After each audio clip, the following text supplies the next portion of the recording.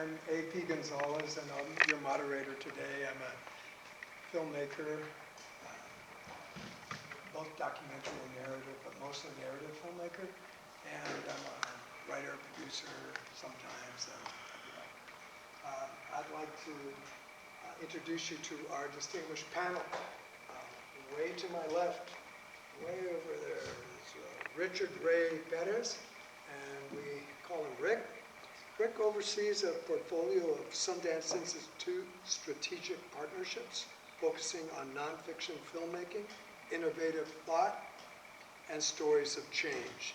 He nurtures filmmakers throughout the world, including traditionally underrepresented nonfiction filmmakers. He also executive produced and directed the well-known feature documentary Caesar's Last Fast about labor leader Cesar Chavez.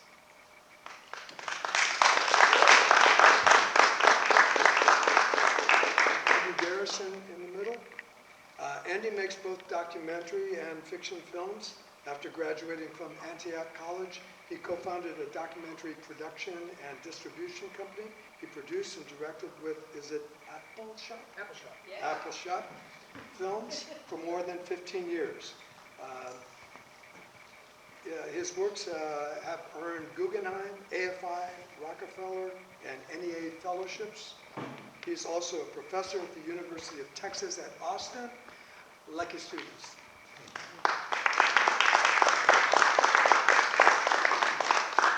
And next we have Adrian Botenhouse. Adrian completed his MFA at Simon Fraser University. He's directed over 200 hours of documentary television for CBS. Since joining forces with Network Entertainment, he has directed documentaries on Pablo Escobar, others, and 4 feature documentaries as well. I Am Heath Ledger, I Am Paul Walker, I Am Sam Kinison, and I Am Patrick Swayze. By the way, his I Am Patrick Swayze premiered last night. It's also the grand prize winner of our festival this year.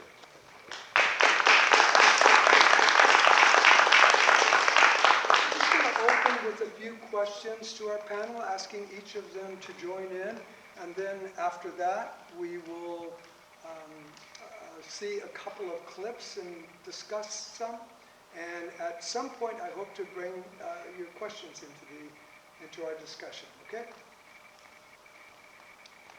So can each of you describe your passion or your relationship to documentary filmmaking? We can start with you, Rick. Wow. Good question. I wish I heard that one before this morning.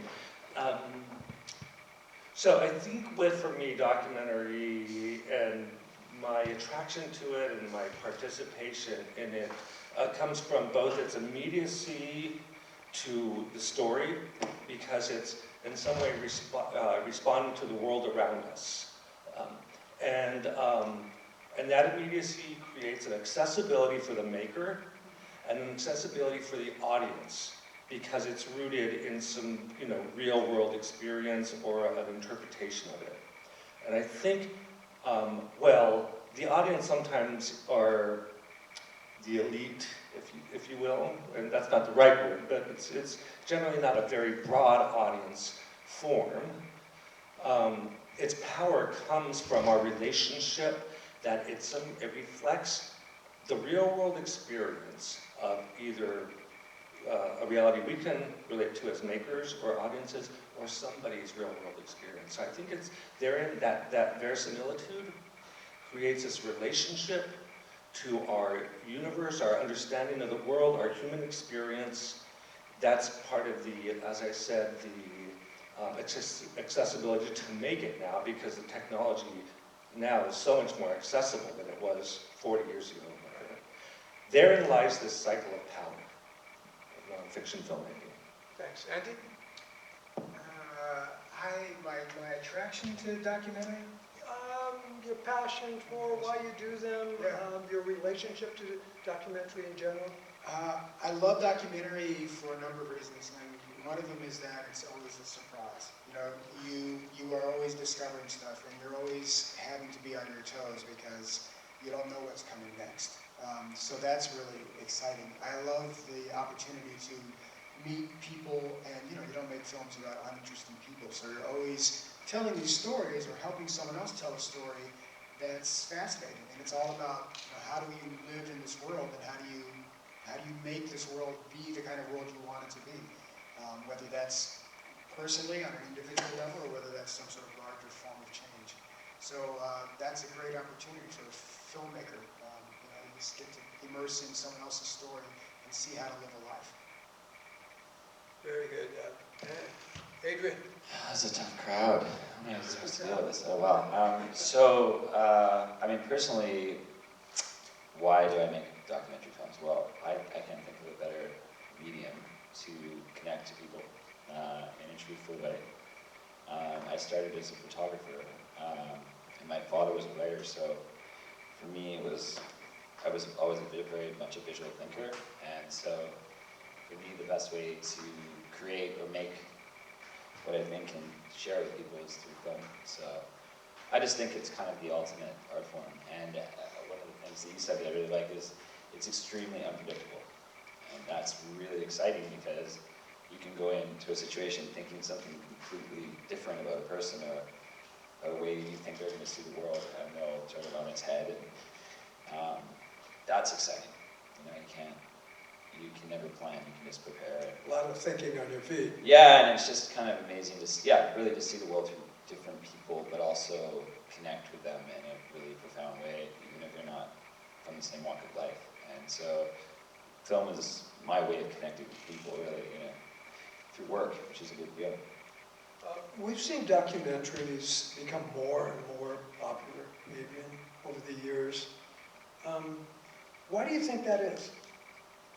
Oh, wow. Well, I think it's because we all starve truth and honesty, and I think that we're surrounded by so much BS and bad media and clickbait that long-form narrative, or long-form sort of, reality or truth-telling is something we've had in our lives that goes well before us in this world. So, I mean, we've been storytelling on cave walls for how many thousands of years, so I think it's just the most impactful, passionate way of combining audio, visual, music, and people connect to it. And I think there's just a lack. I feel like the more we try to connect, the further we push ourselves apart. So film is a way we can connect and relate to people. And I think it's just, and it's great. I mean, I was just saying earlier that it's so nice that we have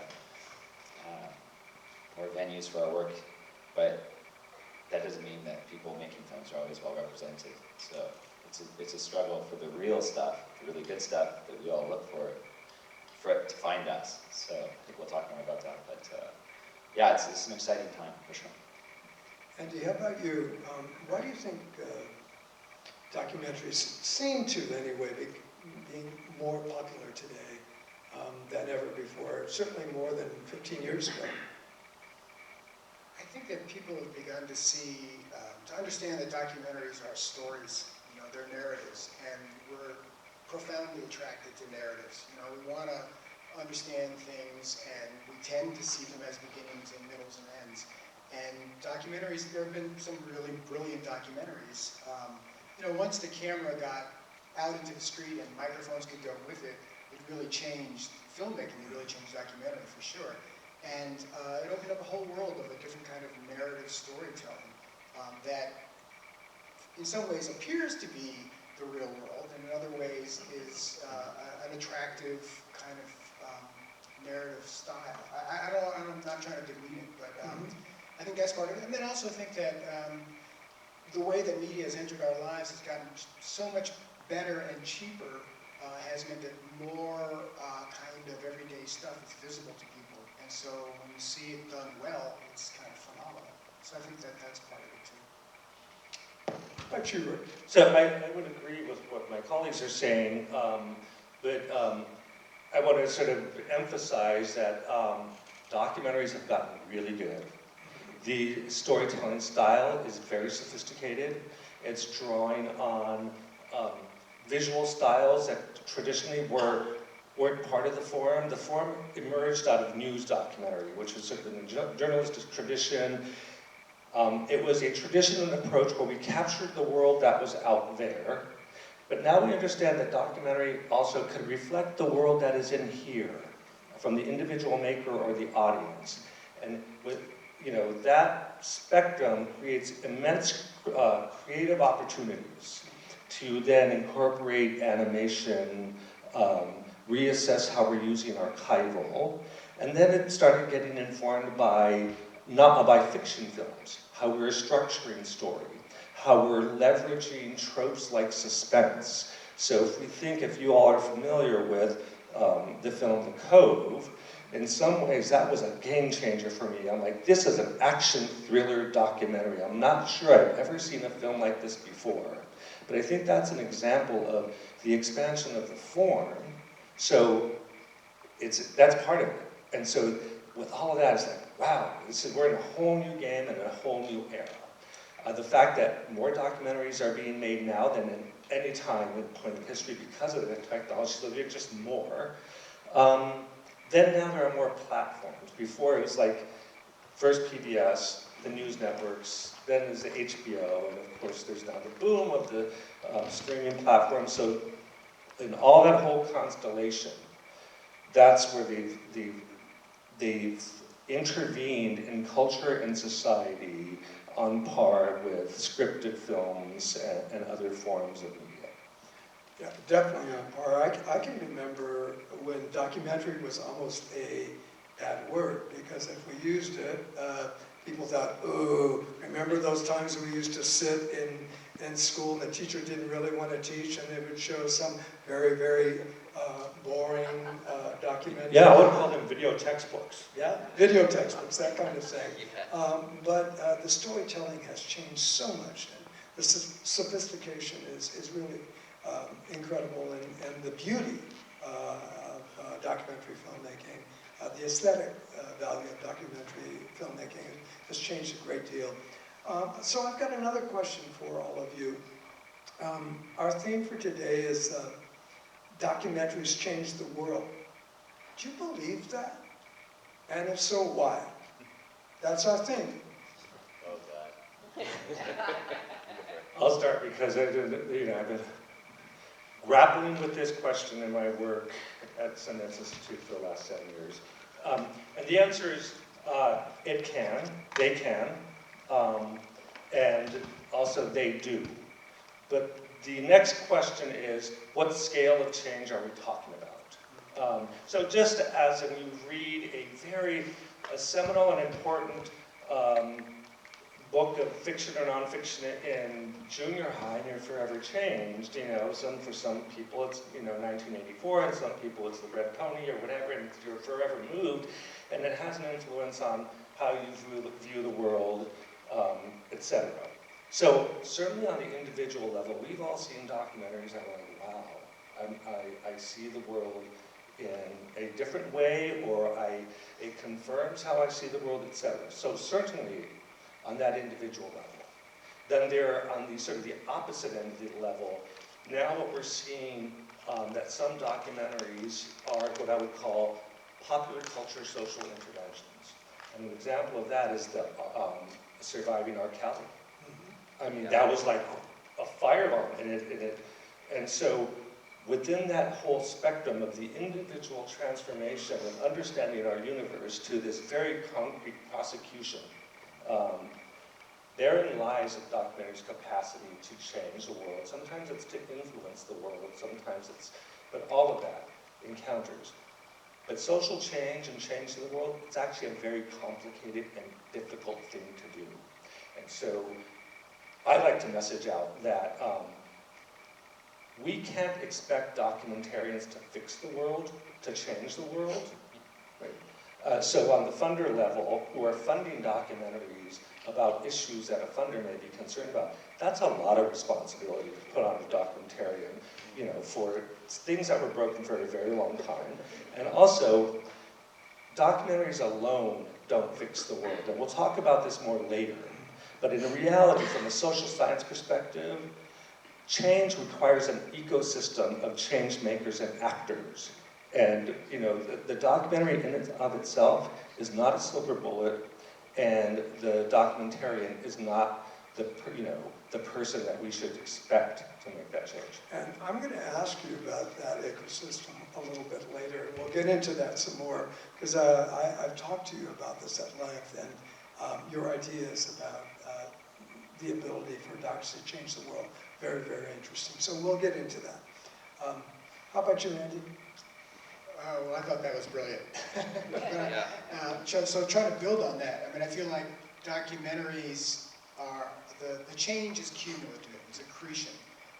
You see more things, things slowly change for you, and we make space for those ideas. The documentaries kind of plant seeds. Sometimes a single piece can be really profound or have a profound impact on an individual. I've certainly had that happen to me.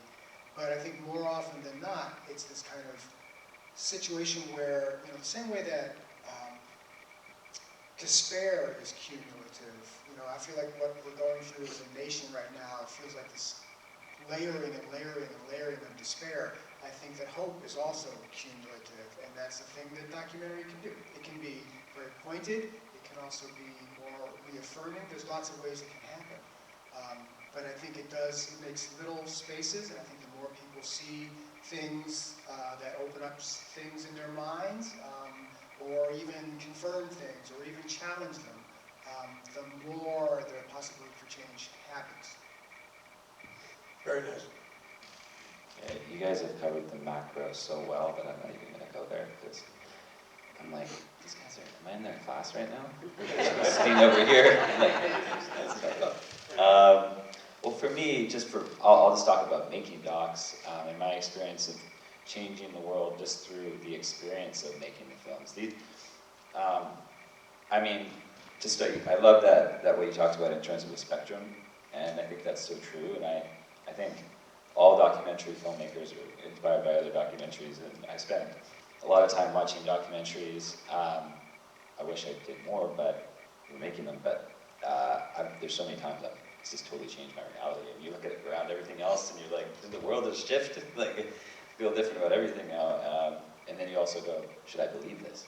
But, which is, you know, every form can be in the political form, and film's very good at that, so make sure it's truth. But I work in people's lives, so I come into estates, whether it's Heath's family or close people around Patrick Swayze, and I feel like we're changing perspective in their own lives on the subject that we're talking about, because we're finding that together, and we're all collaboratively telling a new story about this person's life that's ultimately going to change how other people in the world think of this person. We'll show it in clips later, but yeah, so for me, I see the change in the people I'm interviewing. Sometimes I'll interview a widow or someone who's lost someone really close to them, and by the time we're done, their body,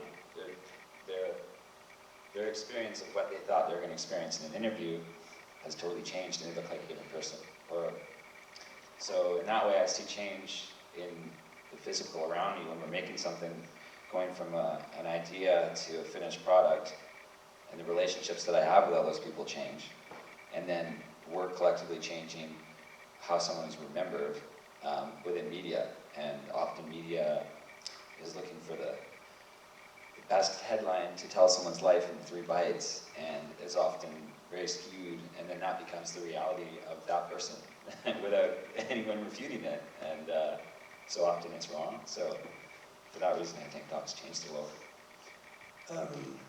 Yeah, you talked about sometimes watching a documentary can completely shift your idea of the world.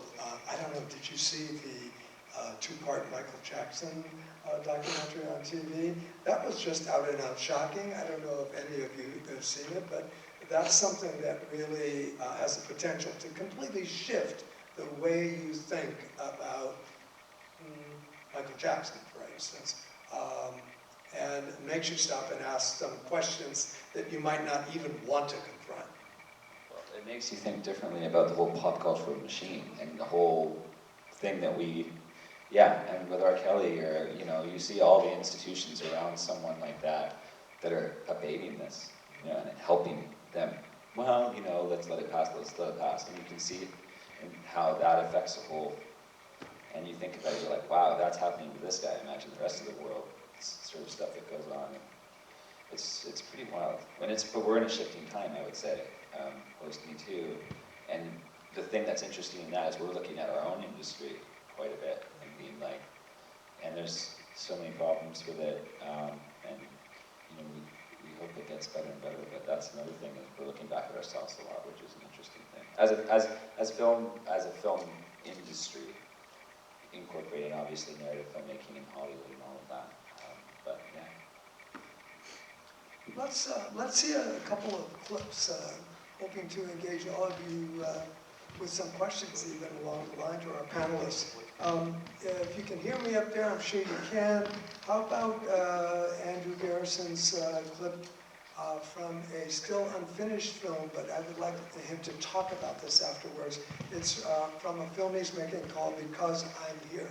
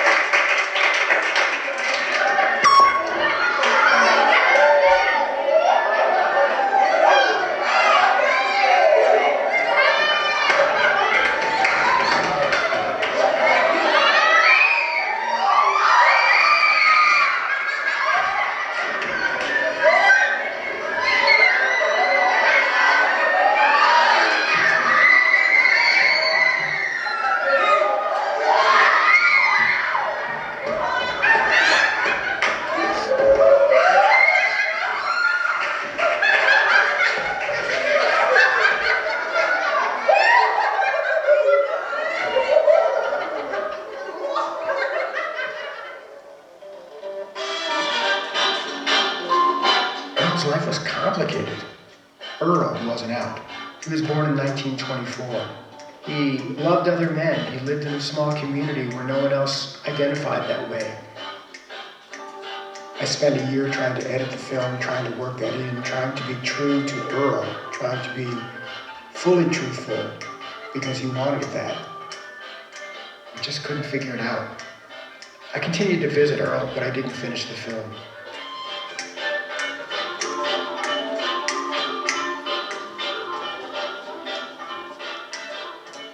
I came back in 1994 with a little high-8 camera and a few more films under my belt. I wanted to ask Earl more frank questions and try to make the film we both wanted to make without jeopardizing Earl.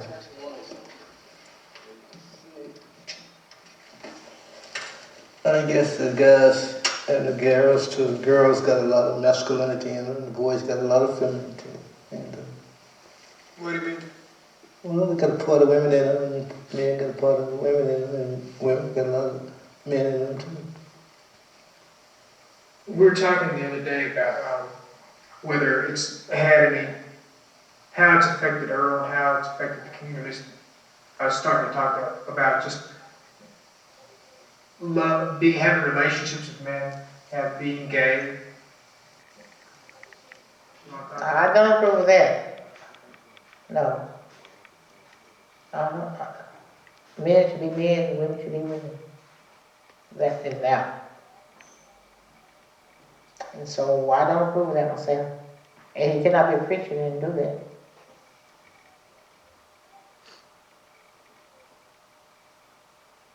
been wanting to tell him that, and if he sees this tape, I hope he takes that into consideration. You cannot go to heaven and be a lesbian or be a gay. If this little town could talk, it wouldn't be a place that I haven't been with somebody. Oh, I know I've been around with them sometimes, but I pass by places that I know I've been, you know. In fact, I think I, like Paul, I was the chiefest of the sinners.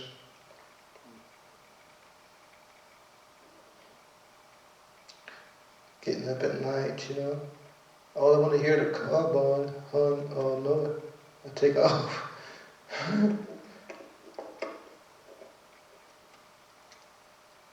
Well, they must have been just as bad as me because they was looking for me and not the girls, you know. Well, me. And they supposed to be heterosexuals, you know.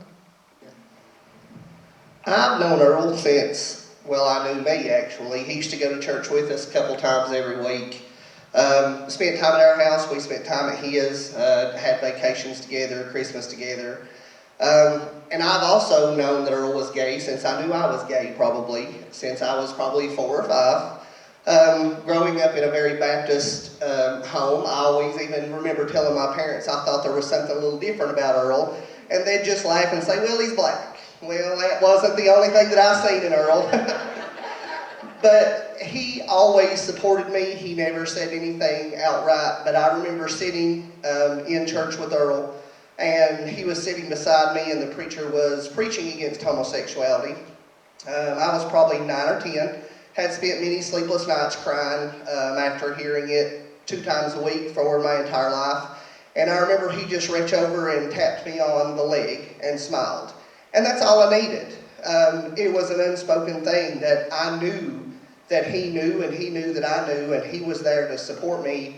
And it honestly probably saved my life. I guess I have a connection with Earl that a lot of other people wouldn't understand.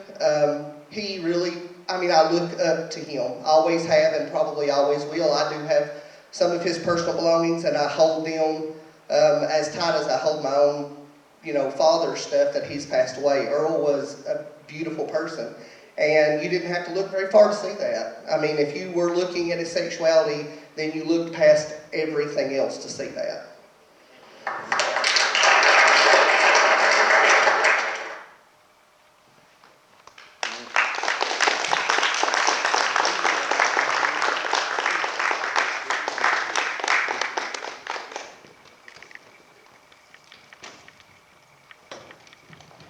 Andy, tell us a little bit about the process here of making this film and why have you chosen this subject.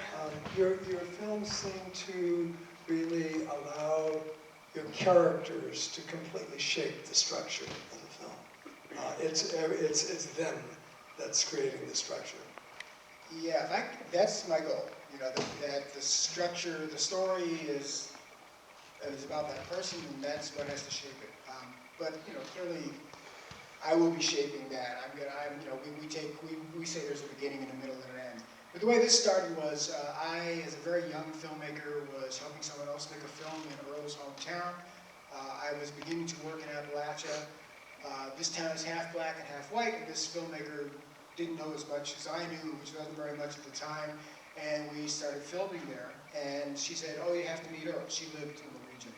And I met Earl, and I was like, who is this guy? I've never met, you know, we walked into his house, every surface, you could kind of see it, is covered with mining equipment and baseball equipment and pictures of Jesus and hubcaps and pretty men and just all kinds of, you know, stuff.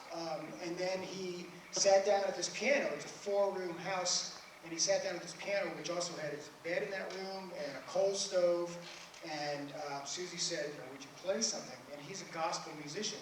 But he played "Don't You Feel My Leg," this like, you know, really raunchy blues song. And I was like, whoa. And you know, and he had the nose stud and earrings, and this was 1984 in a town of 500 people. Like, who is this man? And I was trying to make docs. I had made a few, but I was looking for something that seemed worth telling. And so I began raising money and I asked Earl, and I was visiting Earl and taking photos and recording on audio. I got enough money to shoot, so I shot for a year in 1984 on film.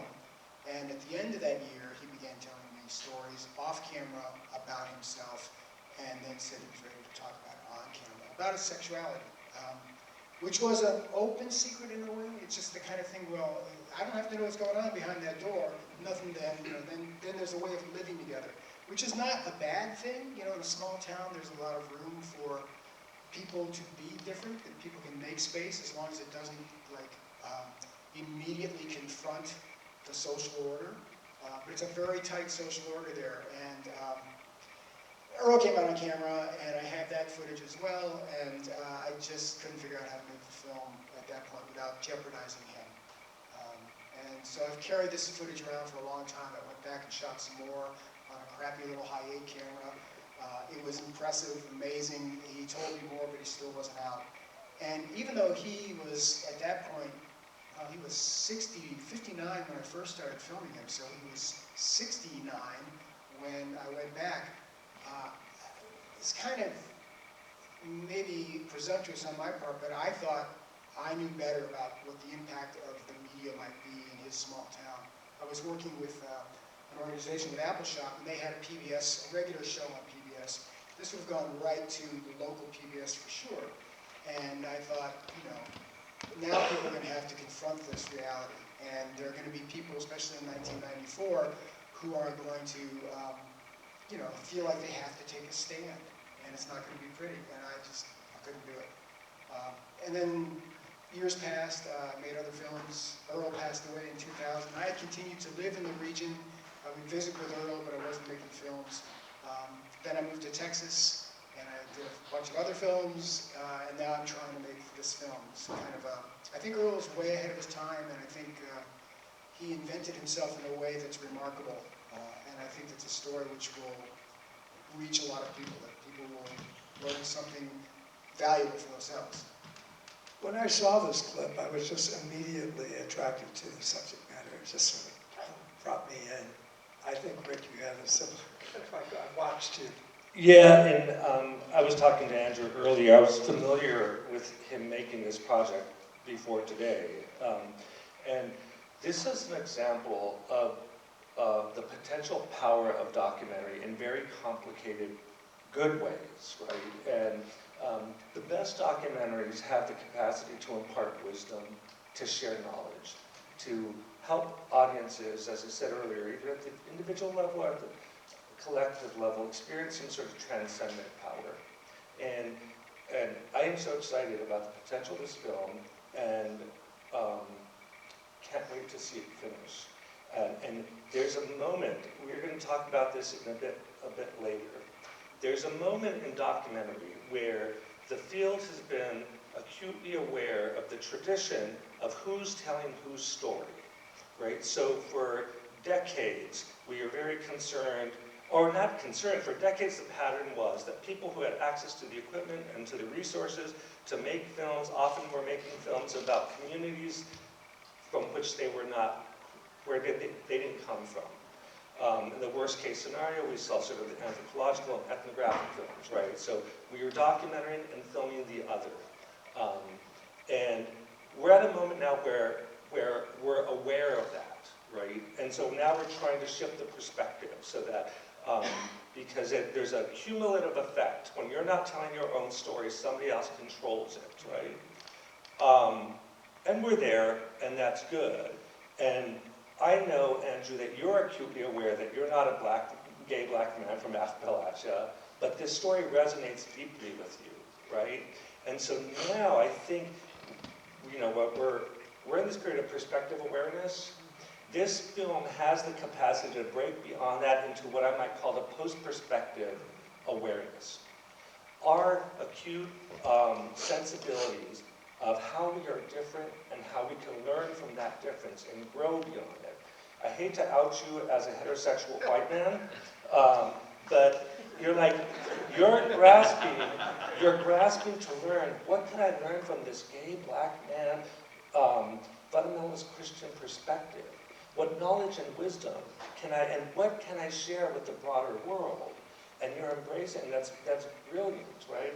And in this footage, I see that process, and Earl's, and you're going and returning it, there's a reconciliation both around race issues in this rural community, a reconciliation, and now in this era of LGBT rights and awareness. How can we reconcile our differences and come to terms, and where can we land someplace of knowledge and wisdom?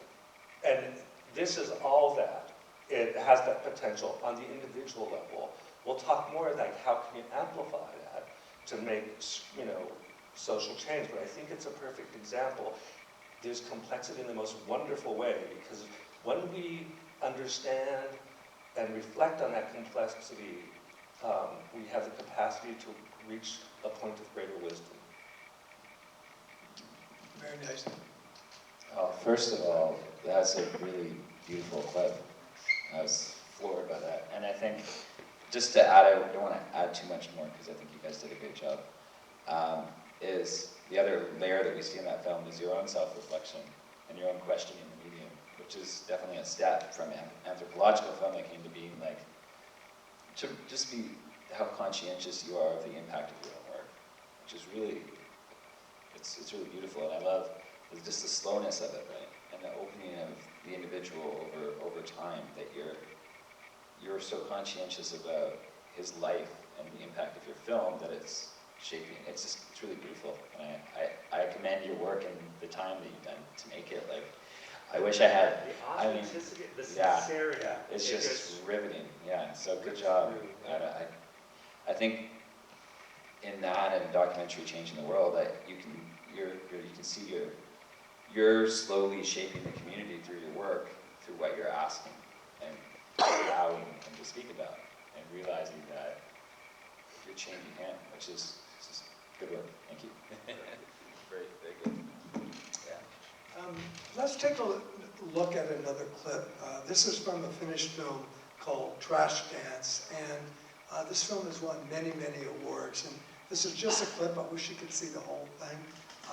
There's a visual beauty to it that's just really outstanding.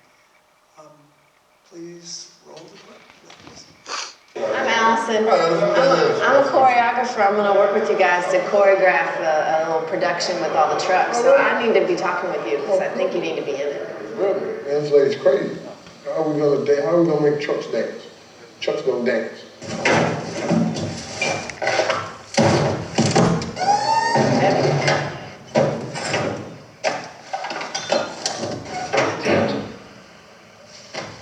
I like my job. I do. I really do like it. When I started out, I didn't, but I like it now. Really, when I started, I depended on other guys to drive the truck. Right. But then once I got my license, once I achieved my goals and got my license, I became very confident. Yeah, go ahead.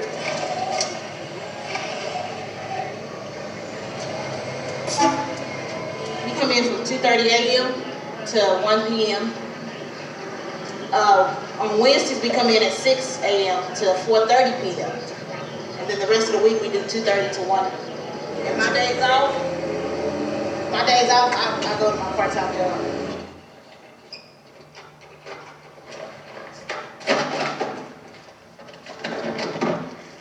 You ready?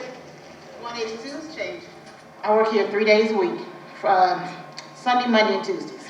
And I don't look at it as doing too much. I look at it as living nowadays, because nowadays you have to have a second income coming in. And with me and my 2 kids and my husband, I try to maintain this money coming in every day. A lot of times being a trash man, a trash collector, we're taken for granted because they think that's all we are. Yeah, I mean, it might be weird to you, but yeah, my daughter, that's a full-time job too. Araya Houston. Okay. I was just put in a situation that, you know, I'm a single father, and which, you know, I'm proud of, you know. I mean, God put me on earth to, you know, do something, and I think this is what he put me to be a single father. Oh yeah, it's hard, it's not easy, you know, but, you know, like I said, you know, it's fair. I really thought about the importance of it, not only to Allison, but the way it would would shed light on what it is that we do here, that it's not just collecting garbage and picking up trash. That really gave me the inspiration to really want to give her a hand, do my part in making her production a success. Well, Allison kind of told me, she said it was going to be like this soft, subtle thing, you know, kind of romantic, you know. So I'm thinking to myself, how can I make a big old hunk of machine be romantic?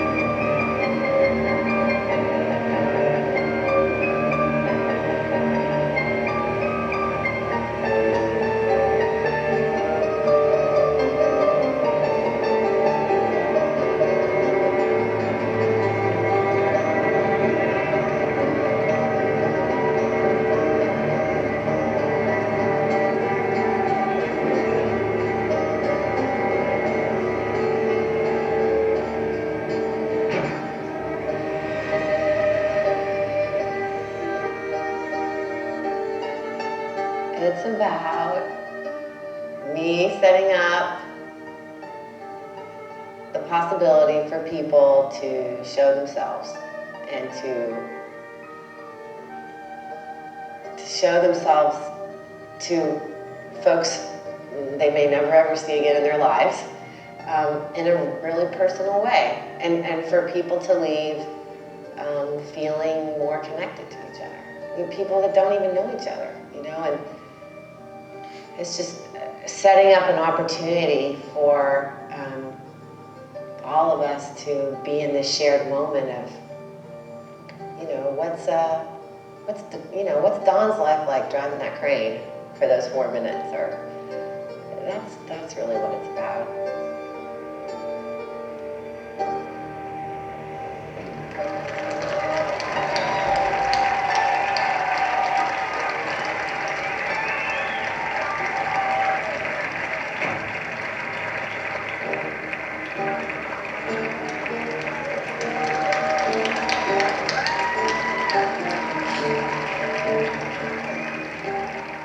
Once you get to know us as individuals, then the title, I guess, disappears. It's no longer there.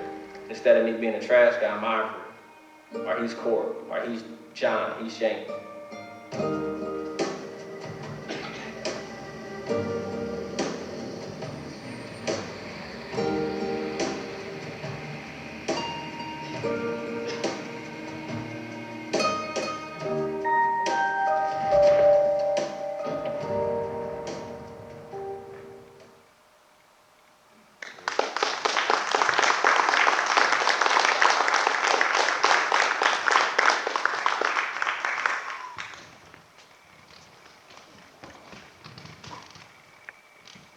Andy, where did this idea come from?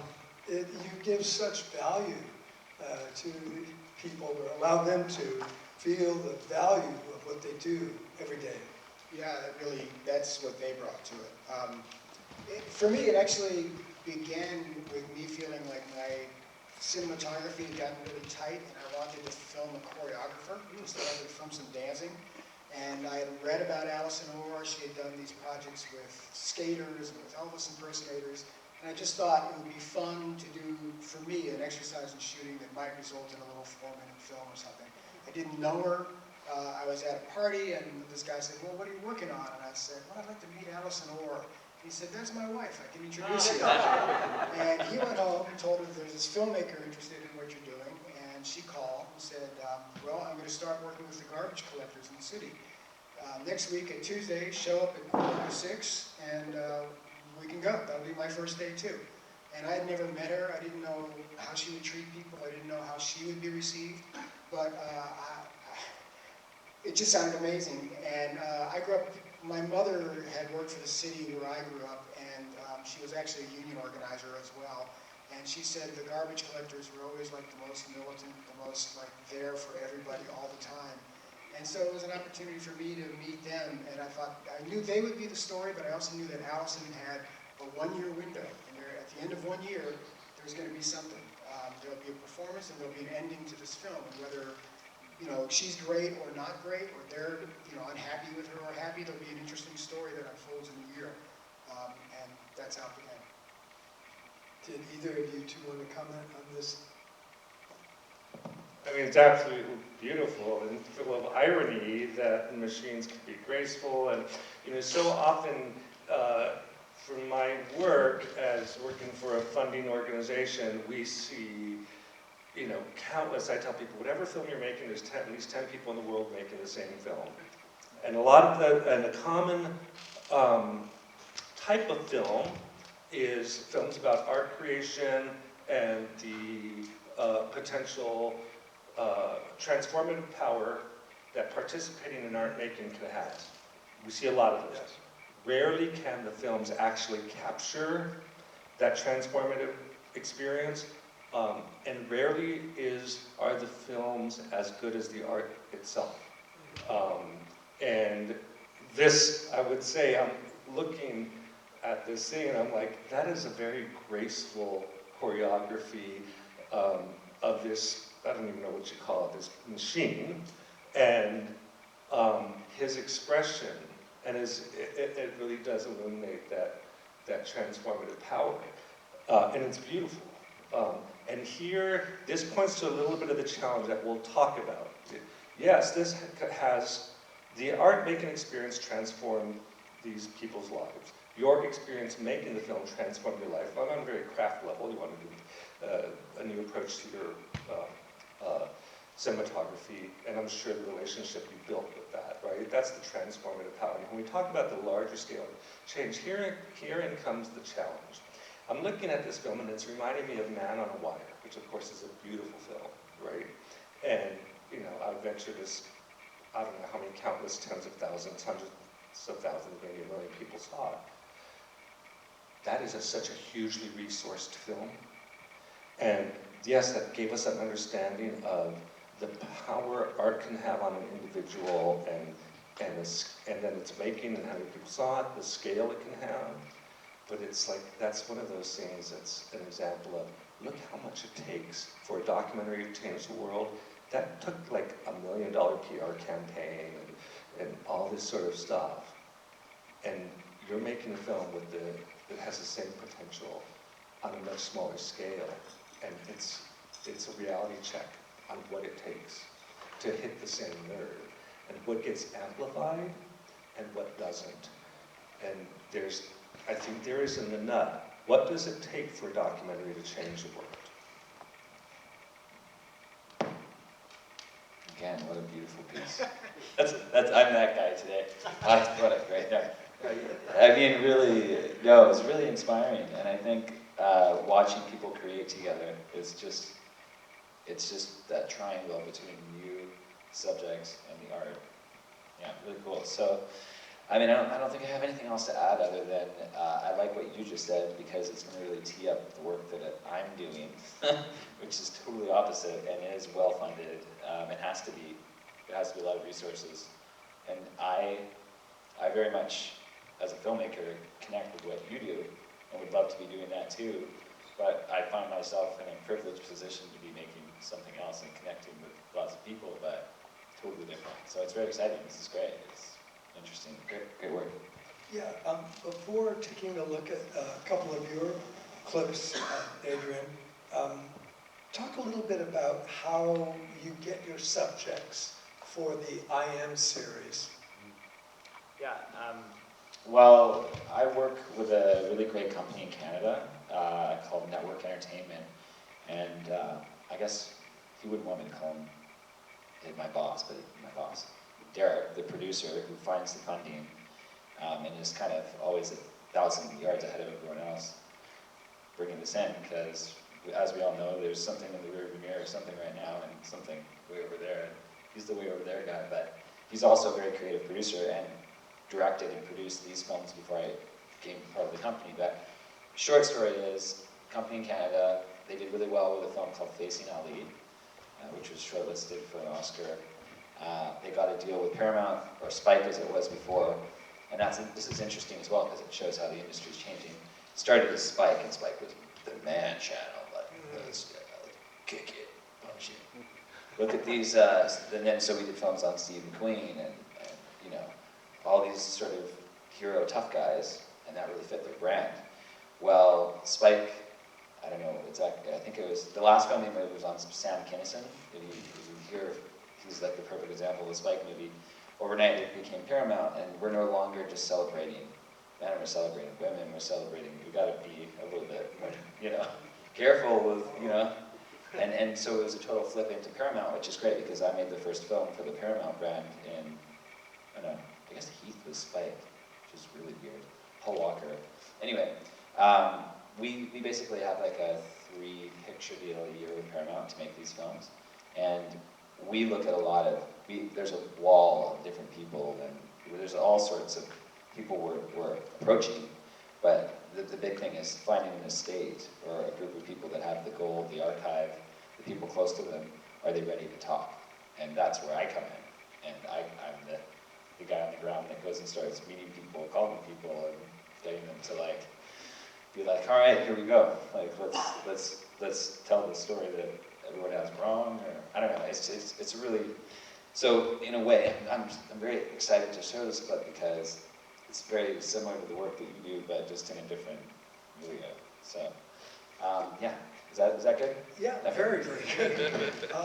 And I'm glad you said all those things because we've talked a little bit about how you get your films made and so on. And it is different from a lot of documentary filmmakers who start sometimes with just a concept, just an idea, and spend 10 years or more trying to make it. I know I did some of that in my earlier career. Let's take a look at Adrian's first clip here. It's from the I Am Heath Ledger film. Sorry to interrupt. We do have Ann Bissell, director. She's joining the panel. Let me get a chair for her. She was working on another film and kind of ran late, but oh, I didn't even know, Ann. I didn't know you were going to be part of the panel. But we know each other from Los Angeles. This lady is a legend. I didn't even know how much of a legend she was last night, and anyway, we're lucky to have her here. AP, you ready for a cunning introduction? You got it in your back pocket? Let me have Ann introduce herself, and then we will continue with what we were scheduled, what we had organized. Ann, can you talk a little bit, please, about yourself and maybe the kinds of films that you've been working on? Ann is both a very well-known editor and also a director. Oh, yeah. I have to talk about myself.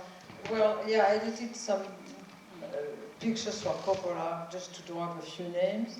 But now I'm really very involved with documentaries. I produce and wrote a documentary called In Search of Ultra Suede in Search of Halston, which is on was sold to Showtime. And then I made my own documentary, which was called A Classy Broad, about Marsha Masseter, a local legend, and also the woman who broke the glass ceiling in Hollywood. And funny enough, now I'm editing, I will cut a documentary, I just cut another one about the people working at Apple Corps, the Beatles company. I'm about to cut another documentary, so suddenly I'm all involved in documentaries. And the funny thing that the first feature I ever cut was a documentary, and when Francis looked at my work that I had done when he was considering hiring me for One from the Heart, I gave him the documentary and a feature, and it's the documentary, the editing in the documentary that made him try me out. He loved the editing, and I think that's one thing you can talk about, the editing in documentaries, because it's so creative, so important. So documentaries have had a big part of my life. I love them. I don't know if I got to tell you ever that One from the Heart is one of my favorite couple of films. And I know we're talking about mostly documentaries today, but I have to say this in front of a whole audience. It's something that I think was totally not appreciated when it came out. And if you've never seen it, it's a real visual splendor and a really brilliant film. Thank the work you. on it really comes Yeah, it was a disaster when it came out. It was just because Francis, you know, it was all about he spends too much money. He's, you know, they were so down on him after Apocalypse Now. And so it was all about this, you know, how much money he spent on Apocalypse, how much money he spent. It was all about money. So it was just, they were just killing him at that time. So the movie, the critics really killed it. What's her name of the New Yorker? What's her name? Pauline. She called it Melted Ice Cream. It was the title of the review. I'll never forget it. But you know, shortly after that, I went to Japan, and the Japanese, when the people I met, when they knew I cut the movie, one of them went on his knees and went like that. So there was already some people who could appreciate it because they didn't have that buzz of the negativity, and they could look at the movie. And maybe 10 years ago, Francis always retweaks his movie, you know, he makes. Anyway, he had a showing of the movie at the Academy, and I went a little nervous because you absorb the negativity that people say about your work, you know what I mean? If they say it's a piece of shit, although you don't, even if you resist, it affects your perception of your own work. That's really the problem. And so I went a little bit apprehensive, and I loved it. And I thought it was incredibly funny too, which I forgot how funny it was. And I just thought it was beautiful. Yeah, proud of it. Now I am. But since it was my first big picture and we got killed, I thought this is the end of my life. You know? I thought this, but fortunately he hired me to do The Outsiders and he saved my life. Thank you, Ed. Then there was The Outsiders. The Outsiders, yeah. It's funny because this festival, because of Patrick Swayze, we talked a lot about The Outsiders. Yes. Yeah. Okay, so can we get back to Adrian's cut here? This is a clip, I should say, not a cut, a clip from the Ian Heath Ledger film. We were on Blackfriars Bridge, bitterly cold. He spent most of the night hanging off the bridge, having rain poured on him. So he was very wet. I'm not sure that helped him. A lot of the crew were, you know, fighting colds and whatnot. But I do just remember Jerry saying he had the strength of a horse, I think is what he said. His body was tired. You know, he was tired. He developed a bad flu, and that exhausted him. We were staying in the same apartment. I would wake, I'd hear him wandering around, and sometimes he'd come in to my room and we had the conversation that the sleeping medication wasn't really helping him sleep. I mean, at times he would say, just having a hard time kind of, you know, laying it down at the end of the day and not thinking about stuff. I knew the pressures that were in his life. I knew he was sick. I knew he had pneumonia. I knew he had these long flights from London to New York. We were about to wrap up in London. He had sent myself and his assistant Nathan ahead to prep the apartment for when we were going to all be there. And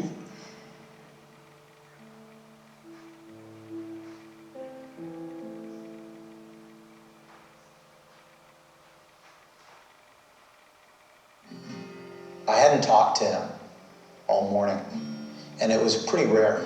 And I was getting concerned. I kept texting saying, hey, what's up? Where are you? What's going on? And honestly, he would have texted back or called me back in almost any situation, except if he was, you know. And I put my BlackBerry down on the desk, and I kind of just stared at it.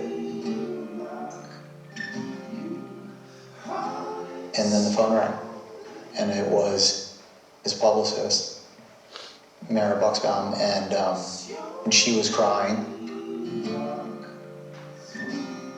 I called his dad, and his dad's phone was off, and I called his mum, and she was trying to find out information. So I called one of our friends in New York to see if she could go to his house. And she was like, Trev, I'm here, and I can't get in. And that's when reality kicked in. More texts from different people started rolling in. I'm like, nah, someone's messing with me. I actually called the phone, and it rang out. I wanted to say, please call me back, please call me back, you know. But I just froze and hung up. I got a call from a friend, and right away I knew something awful had happened. I did call his phone a few times. The world did find out before we did.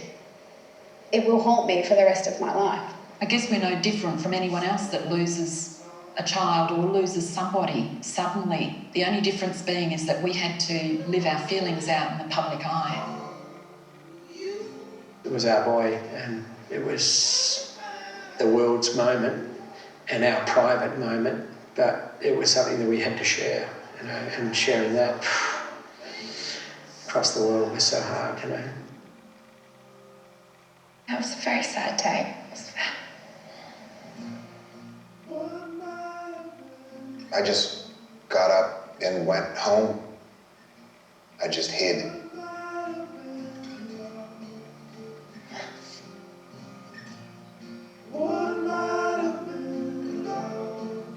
I was shooting a music video on the day that he died. I was in Eau Claire, Wisconsin with Justin, who is Bon Iver. I saw that I had like 35 messages on my phone. I just heard what sounded like crying. And Matt told me that his friend Heath had passed away. And I just held him for the longest time. I told, whatever you need to do, man, we're here for you. This person that I just met just had lost somebody so important to them. It was no longer about making a Bon Iver music video anymore. This was now our chance to be there with Matt as he grieved. It was a 3-day wake. I was deeply sad, but he didn't want me to be sad. He wanted to see me smile all the time.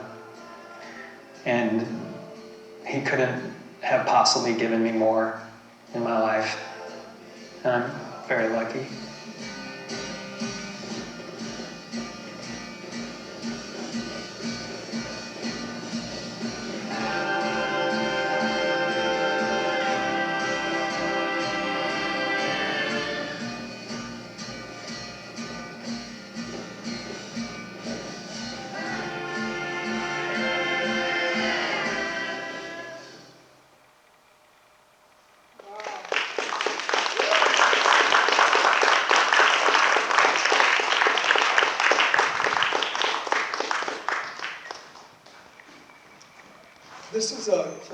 the end of the film, obviously. We don't have the other clip up, right? I'm just gonna take a look. I can just say, well, Go yeah. So good. Yeah.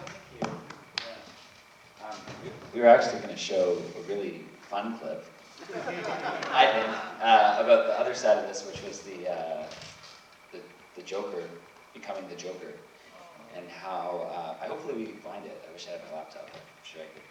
Probably not on it. I mean, whatever. Anyway, thanks for watching. A totally different clip than I expected, but it kind of works on the same plane. Just like for one, I'm very emotional right now because I just screened a film last night, so you know, it brings back a lot of memories watching this because it puts me in the room with all the people that were talking about this, right? So anyway, I'm a raw nerd. No big deal. But it's just about making, I think the idea with that clip is that those poor people have to share that with the world.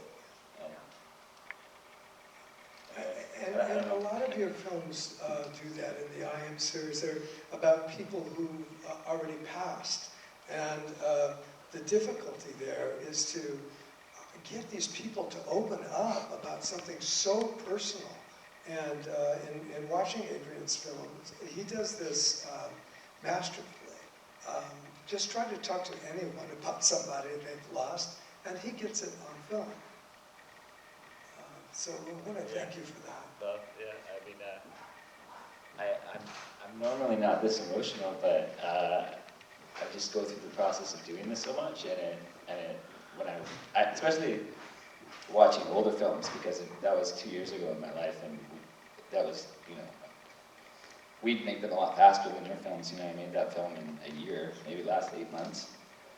But just going back to that time in I can't control this because I'm physically just taken back to making it.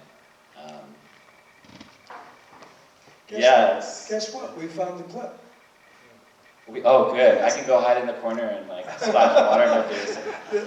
This is from earlier in the film. I think you'll enjoy it. It was the one I picked. So, just one thing. I think this clip is really about debunking myth and debunking fast. Like when I was making this film, every person said to me, "Oh, the Joker role, that really killed him. Oh, poor guy, that role, that was the end of him." And that's what everyone in the world thought. And so one of the things in making this film I really wanted to go into is that. Because I didn't think it was true, and you'll see. Hopefully I didn't give it all away. And I'm alive and living and expressing and feeling and relating is when I'm on set and that time between action and cut. I called Heath and I said, this is what's happening. They're putting together the next Batman film, and the Joker's going to be the villain, and is out of interest. And I remember him, it was like, there was no pause. It was like, absolutely, I want that. How do I, what do we do? I'll get on a plane, I'll fly out, I want to meet with Chris, can you get me in a room with Chris Nolan? I'd already seen this world he'd created in Batman Begins, and so I knew there was an opportunity for a new version of the Joker, and that excited me, and I also knew instantly what to do. So we had about a month, roughly 2 months, he had already started to occupy the character. I locked myself away for 6 weeks in a room, and I kind of came up with this creep. Walk around like a madman and finding posture, finding stance. Finding his voice is very important, because when you find the voice, you find the breath within the voice. That man, the Joker, though. Jack Nicholson, the Joker, man. I said, how do you tackle that? Without just doing a version of Jack? How do you even talk or laugh or... And I was sitting there walking, just thinking, and I suddenly hear, "Do you want to know how I got these scars?" I'm like, I look at him, and he's kind of walking, holding his shirt. He's like, "My daddy was a drinker and a fiend." And he gives me this look, and man, goosebumps, chills run down me. And he does that little monologue for me. "Why so serious?" he finishes. I was just, holy, and I jump in the street, woo, yell it out, and punching him in the chest, and he's like, don't tell anyone. He turns to me and he says, why so serious? He comes at me with the knife. Why so serious? He sticks the blade in my mouth. Let's put a smile on that face. And why so serious? When we were shooting the scene in where he comes into the party, there was a crowd that side of the camera and this side of the camera. It was a very large crowd, so he didn't expect it to be so big. He said, this feels like walking onto a stage. I wasn't prepared for so many people. How do I play this? And I said, well, you're a psychopath. So they're your toys. You play with your toys.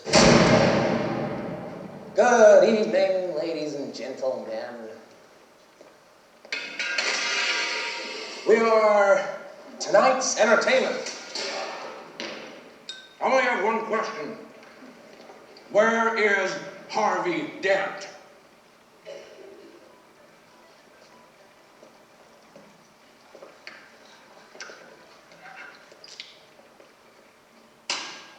You know where Harvey is? Do you know who he is? That's another trademark of the actor that Heath had become. He was able to chuck his vanity, and I think his conception of the Joker did show him kind of warts and all. And he did it on his own in the makeup trailer, and it was very simple. All it was just like a wash of white pancake makeup and some smear of red lips. The prosthetics came up onto the lip and feathered onto the lip, so it was almost halfway into the mouth. And of course, when you speak, the feathering of the prosthetics became loosened. The last thing he's wanted to do is to go back and spend another 20 minutes or half an hour trying to get the lips glued back again. So he licked his lips a lot. And then slowly that became a part of the character. He knew that he had something that was amazing. He put all this work into it and he was actually enjoying the work. Everyone, every sound technician, every producer was floored by what he was doing in The Dark Knight. People would be scurrying up to screens, trying to get glimpses on set, just because they knew when he was on, it was on. He felt for the first time as an actor that he was like, I'm untouchable. Like, every scene I do with any other actor, it doesn't matter how amazing they are, I'm controlling and leading these scenes. He was so confident, he was so proud of that role.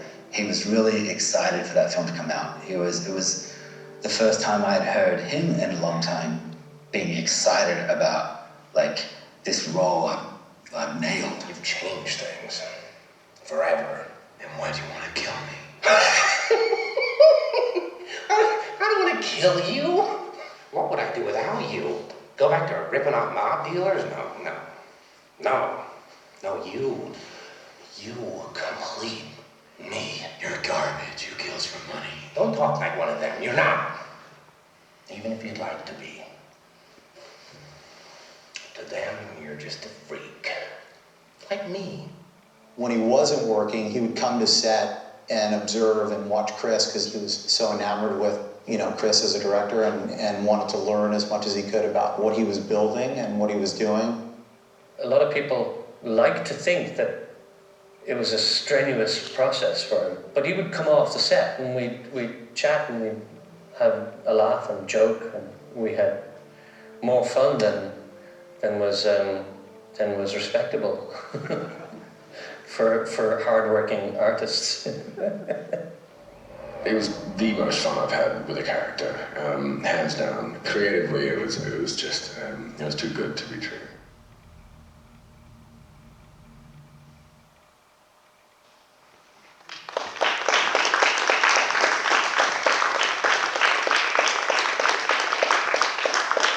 I'm glad we got to show that clip. Let's talk a little bit about it. Adrian, you got to... I'm glad too. Now, leaky face now. You got a really wonderful interview out of the gala coach. He's so present in the film. Those two must be very, very good friends. You might want to talk about that a little bit, or whatever you want to talk about with that film. Well, there you go. If you just open it up for me, Open didn't it you? up on your- I mean, wow, that's such a gift that I have, is to get to interview these people. And I think the good thing with my films, these films, is that there's a lot of preparation that goes into them, and there's a lot of me convincing these people they're going to be in a safe place to, you know, we're not going to take advantage of them because they're a celebrity and make them, we're not going to edit it in a way that they wouldn't look at it and say, that's what I said. So it's about getting them comfortable, but what a privilege for me. And I'm glad you saw that clip too, because you know all the stuff going on, what goes into making it. And I think the fun with that is I get to work with these incredible clips. These are like, and then we get to add our own music or play off their music, add our own stills. I mean, one thing I'd like to say about, this type of filming is very industrial.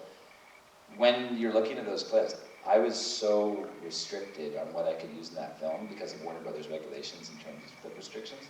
And we're paying a lot of money, and they're like, okay, same with The Outsiders, because Warner Brothers picture, when we're editing your wonderful work, which is wild right here today, but okay, you can only use, you have a minute, you can take 30 seconds, but it has to be within a minute, and it has to be contained within the same scene, and you can't, so you have to find the art of like, okay, yeah, we're gonna, yeah, so yeah, it's wild, it's exciting to see, but yeah, what I said before about that clip and why I wanted to show it in terms of this panel, and why we're here, is that I wanted to debunk the myth that the Joker killed him, because that's something that hung on Chris's shoulders too, I think. Yeah. And I mean, I think, yeah, what's so cool is I'm talking to his best friends and the people that were in the room, and I think that's exciting for all of us, to get to the physical, human layer of what he's presenting and go into the nuts and bolts. Is just so cool, like the licking of the lip. Like, yeah, the way in which an actor creates a character almost accidentally. Well, it kind of goes to talk about what we do in documentary filmmaking. That's like, as an artist, we create the world for something to happen, but the accidents are so much more beautiful. Mm-hmm.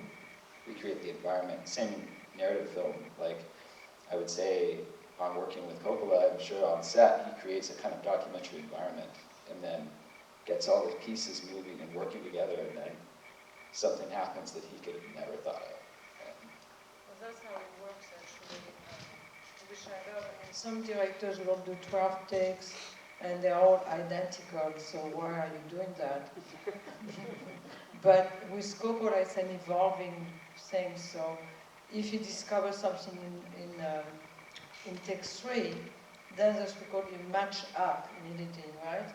So that take becomes the take that governs the editing, not the previous one, because this is where we found a little bit of gold, and that gold must be in the picture, right?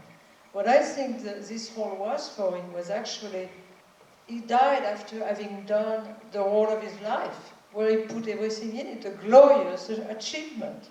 So it didn't destroy him. He could go in a way because he had done it. Yeah. Right? Oh yeah. Oh, he won the Academy Award posthumously. Yeah. And I mean, I think the saddest thing with Heath is he was 27. If you can imagine that, what he created in that time and where he was going to go. And he was, the film that I made, I think the opening line is from his best friend Trevor. And I'm sorry I don't have lower thirds on these, because these are just ripped out of the film. I didn't properly say, oh, this is his best friend or whatever in these clips. But Trevor says early on in the film is, well, what you didn't know is Heath was doing all of this acting just to become a director. Like, the reason he was there, the reason he was learning from all these, he wanted to work with Chris Nolan because he wanted to become a director, and he was like, what are you doing? Oh, well, acting's obviously my vehicle, it's taking me these places, but what I really want to do is, and he'd started the pre-production of his first feature, The Queen's Gambit, which is a film on chess, and he was a huge chess player, but it had to do with mental health and chess. And very cool story. And so it's interesting that we look at Heath, and that was so fun in the film, is that there's so much self-shot stuff. He was shooting to learn how to act, to shoot himself, but to learn how to be a filmmaker, and to show how he grew as a filmmaker through the roles that he had, and what he learned on set, and how you could see his films getting better by what he was doing in the world that we know of him. It was like such great. I mean, that's archival gold too. That's like, again, that feeling where you go into something thinking something. I mean, you find one tape or you find one soundbite, and you're like, there it is. Okay. We have another clip that we would like to show from Adrian's work, and we have enough time, so let's do it.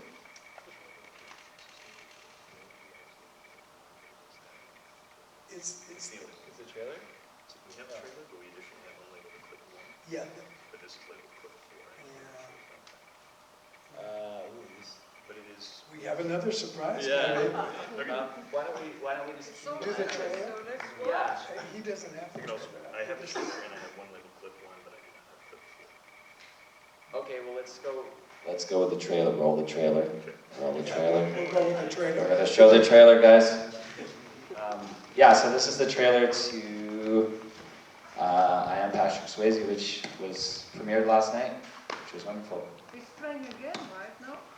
It's playing actually at noon tomorrow. Again? Yeah, Swayze's playing again. We had a great audience. Swayze's stoked. He told me last night, he's like, they better screen this again.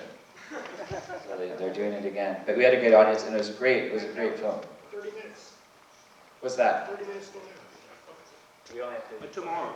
Tomorrow. Oh, really? Thank you.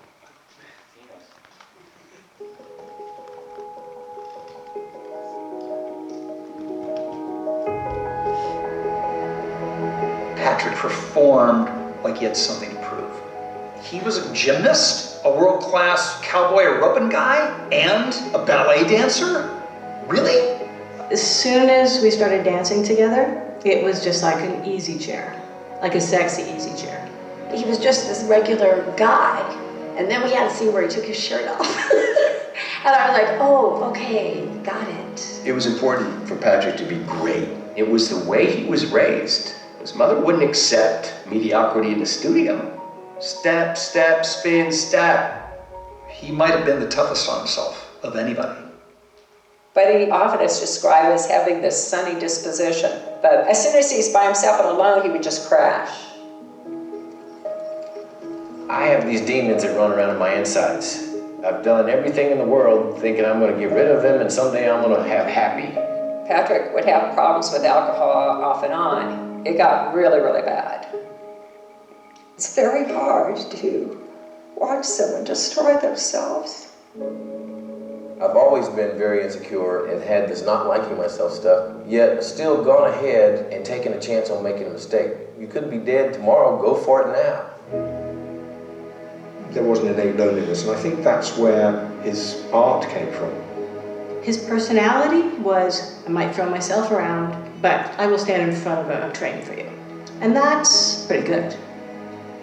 He had a beautiful balance between strength and softness. Giving of himself and his heart and his passion was paramount. He was a movie star. He had the qualities, had them all. What he accomplished in his life, very, very, very few people get to accomplish.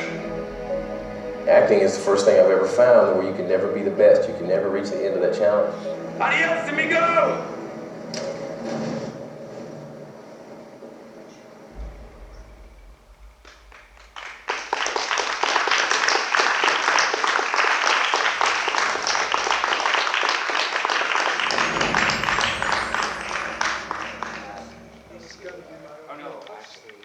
Yeah, good question. So, I want to ask the question.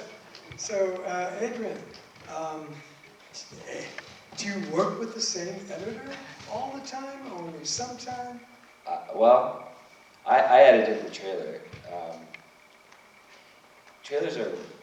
So the funny thing is, too, is Paramount released the trailer of this film yesterday, or the day before yesterday, and they released the wrong trailer.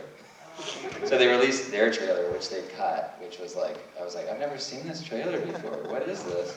And so this is the trailer that I cut, which it's great to see on the screen because it's not on the internet. But anyway, whatever. Life goes on. You learn as a filmmaker not to take anything too seriously. Or it hurts. It hurts. It hurts. It hurts. Well, it hurts when you spend a month cutting it, and the person, you know, like, and you're fixing it, make it better, and then you do all the music, and you sit and compose the music, and you work on everything, and then they put some piece of shit out. I love you, Paramount. That's not like, no, it's fine. It's totally fine, and I'm sure it's great. So, but yeah, editors. So the first film, I Am Heath Ledger, I did with Hart Snyder, who's an incredible editor, who I met during, I was making a film on Pablo Escobar, and he was editing in a different bay, a film about Saddam Hussein, a documentary, which was, and I just watched him work from afar, and I was like, we have to work together. So we made that film together, we made the Sam Kinison film together, and then the last two movies I've done with this editor, Tony Kent, who's just a boss too. Like, just, I think as you know, like, between the most important part between a director and an editor is we can look at each other and not say a word, and we're like, we got each other. And so, you know, I have to be out there being the front man, like getting these people in the chair. So to know, I'll make the paper edits and I'll write it. I write the movie through the transcripts and build scenes and build a grid, and then he'll refine it and we'll work on it. And then it's this balance between how much money do we have and the budget for the archival too, right? And like, it's a really complicated puzzle to get from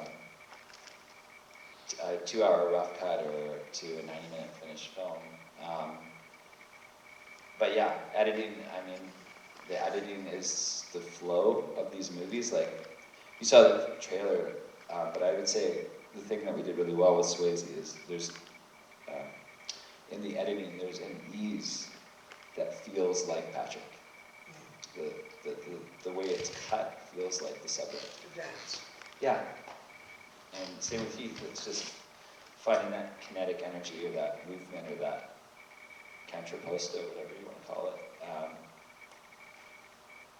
And the great thing is, from the grave, these people are telling us how to edit the movie.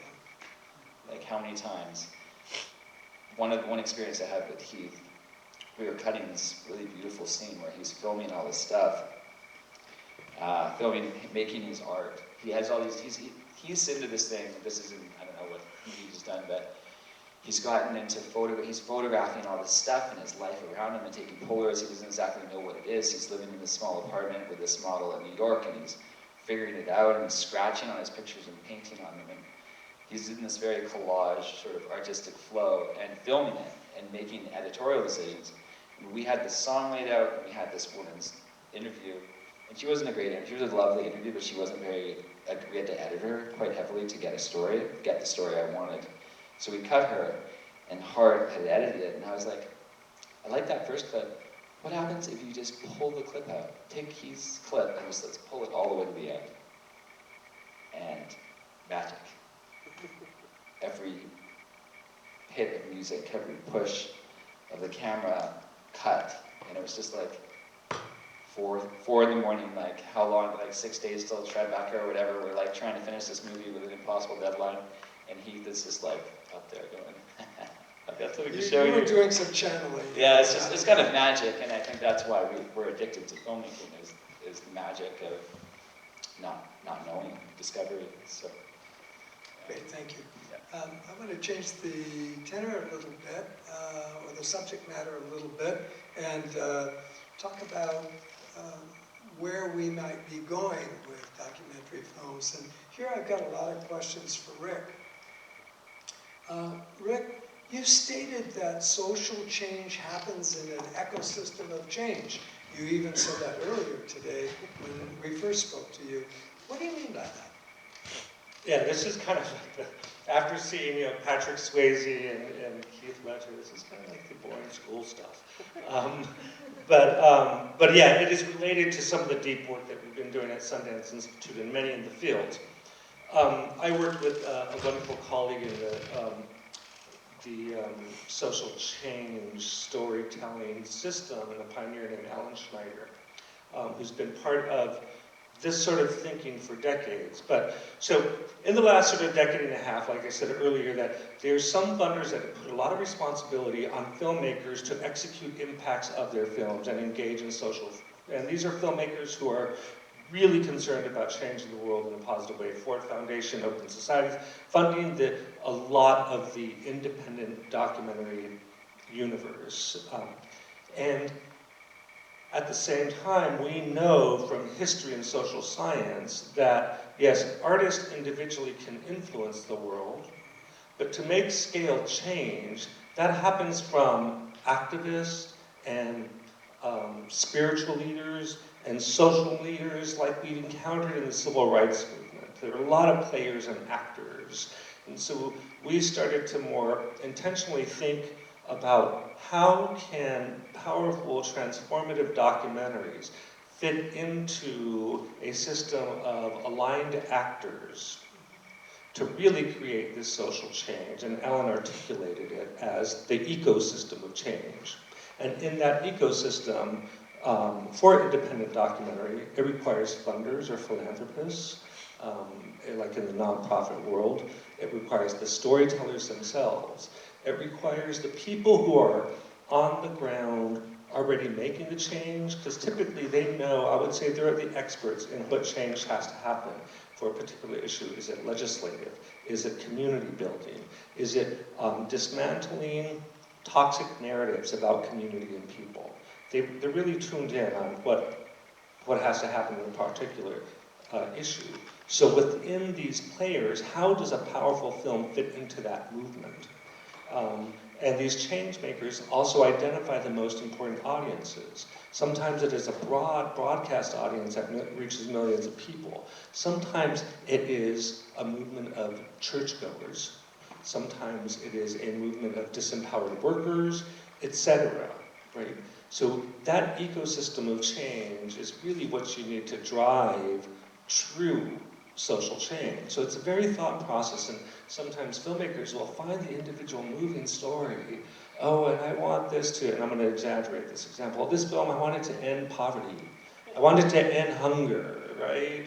I want it to change how we perceive the working poor. So those are all well-intentioned, but they really need to figure out, how do you do that? Who do we consult with who actually knows how to do that and has been doing it? And then how does this film fit into an intentional campaign, whether it's a short-term ideal outcome or a long-term outcome? Yeah, environmental issues, exactly. And the environment, that's a complicated thing, because we have climate change, we have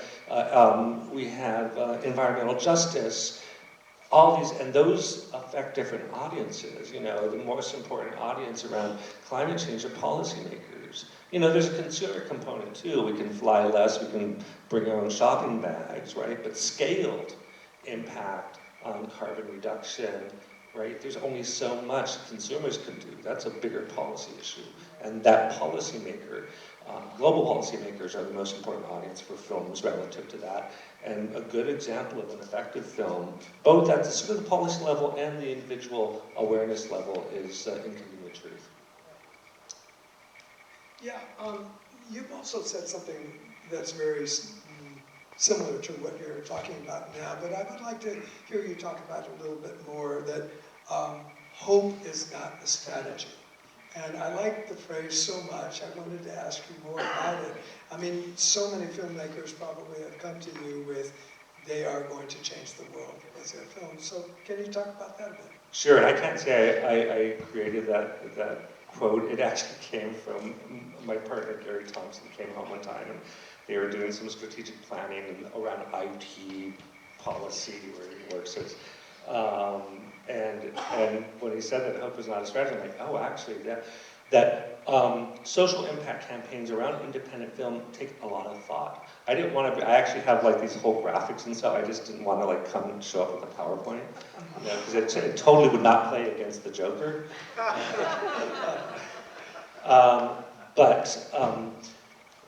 So we think about particular audiences, what change has to happen, or what we would like to happen, and then there are ways you can version your film. So for a good example, in the last 5 years, there was an important film associated with Sundance called Invisible Wars. I'm sorry, no, it's the, no, it's the military sexual assault one.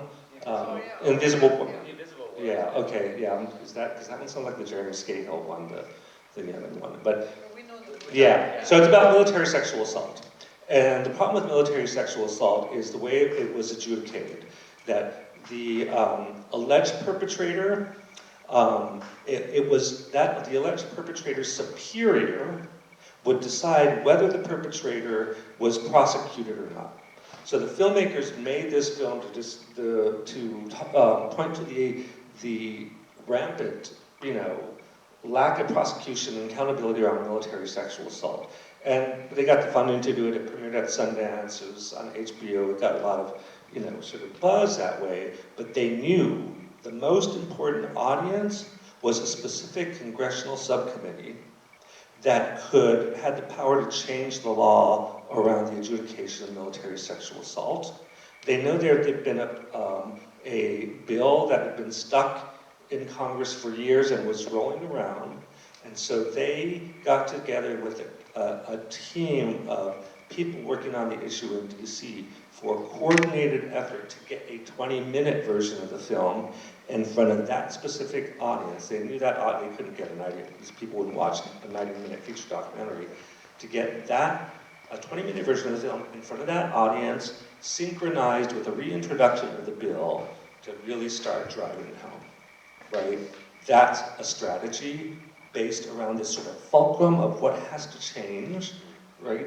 And they couldn't just hope if they showed it on HBO, everybody would know and it would change. No, that's the hope part, right? That's not what's going to work. We all know about really important, pressing problems and often ask ourselves, what can we do about them, right? But that's an example of a strategy. And that's the kind of thought, if your intention, and not all films have to change the world, there's a spectrum of experiences and emotions we want to experience through nonfiction film, joy and celebration and all those wonderful things. But for filmmakers who are inspired to influence the world and even concretely change it, a lot of thought has to go into the complex process of social change. So interesting. Yeah, that was, yeah.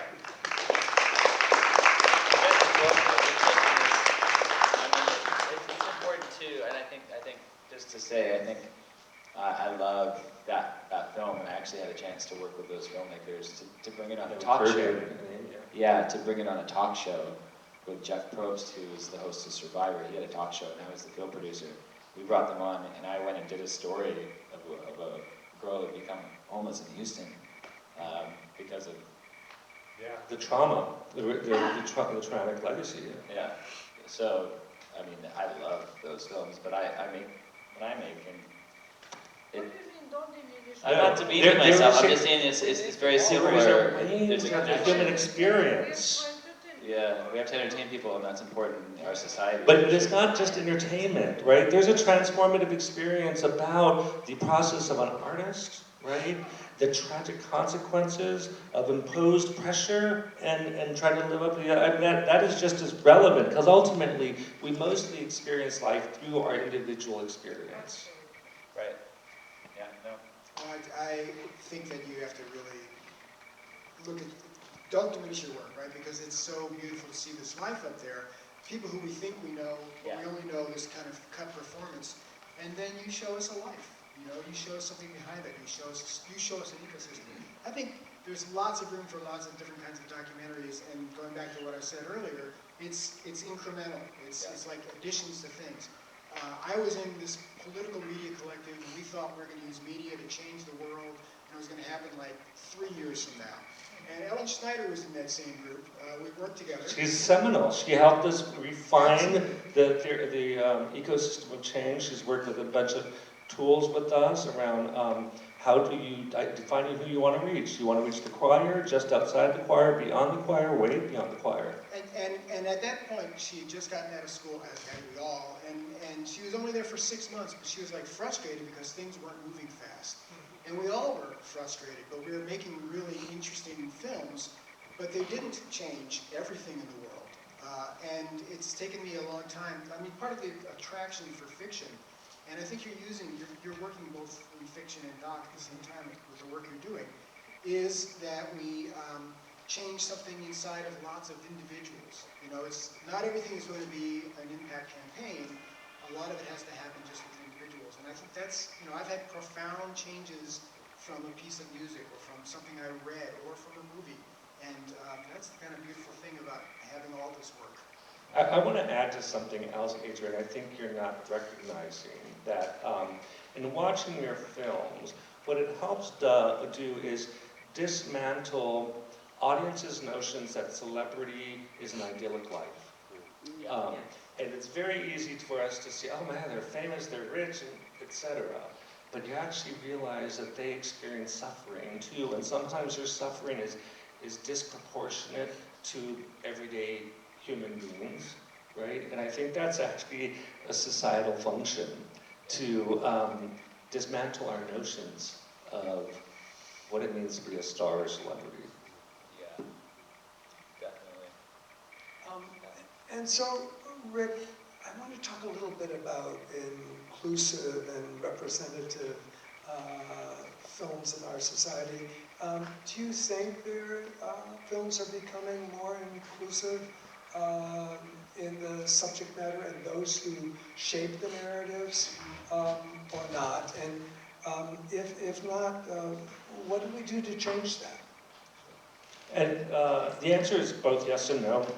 As I mentioned earlier, there's in the independent world, the world that's driven mostly by non-monetary funders, they're sort of supported by nonprofits, that there is a lot of thinking going around, and we're becoming aware in a way we hadn't in the past around the question of who's telling whose story, and I'm going to use this in sort of hand quotes, what right does that person have to tell that story? Why are they telling that story? And that is because, you know, I mentioned earlier the sort of the worst case example of extractive filmmaking and ethnographic filmmaking, resourced filmmakers typically from the global north, which means like Europe and North America, making films about either impoverished communities in those areas or in the global south, the developing world. And those filmmakers often were well-intentioned, but they were applying a lens that they weren't fully aware of. In the best case scenarios, they can be exoticizing these people in a way that is making them look like others.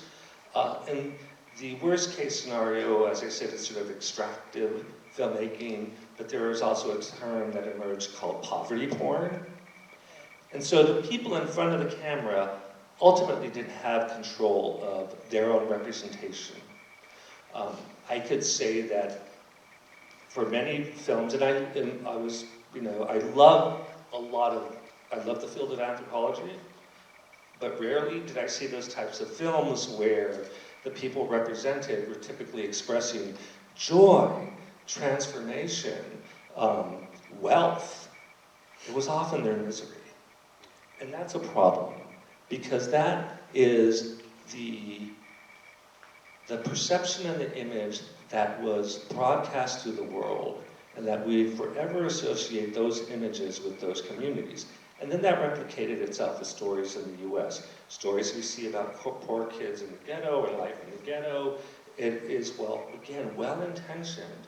It is amplifying and reinforcing these notions. Can I add to this? Because what really bothers me is the choices of festivals. Because I've made a movie about, you know, a woman who's just a force of life. It's a joyful movie.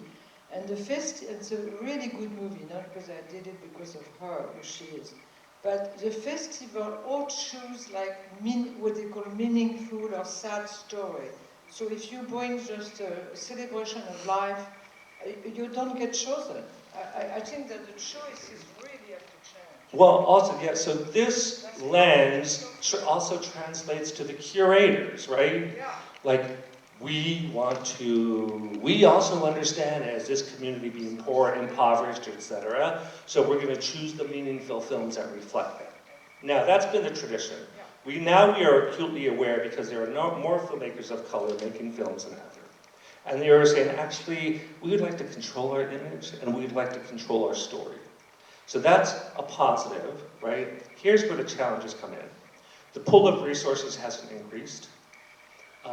These newer filmmakers are not as experienced, so they're often not looked at with the same potential as the practitioners who've been in the field and built relationships with those funders and have been in those festivals, etc. These are newcomers. And so the field, while they're like, oh yes, you're right, we're not necessarily willing to invest to close that gap, to close that experience gap, to close that mentorship gap, to close that representation gap. So that's one of the challenges in the independent world. And then secondly, I'm on funding panels all the time, and there'll be a filmmaker of color from the community represented in the film who's doing a story, and sometimes the other team panelist members like, that story feels familiar, I've seen that before. Well, you've seen it from the perspective of the culturally dominant, i.e. white lens, and that filmmaker has sort of killed that pool of stories, and we're not willing to now hear the story from the lens of the previously muted, silent filmmaker. So, in the well-meaning funding world, which is still pretty white, we're also, we're like, oh, we're enlightened and this, that, and the other. You're not enough to make those investments.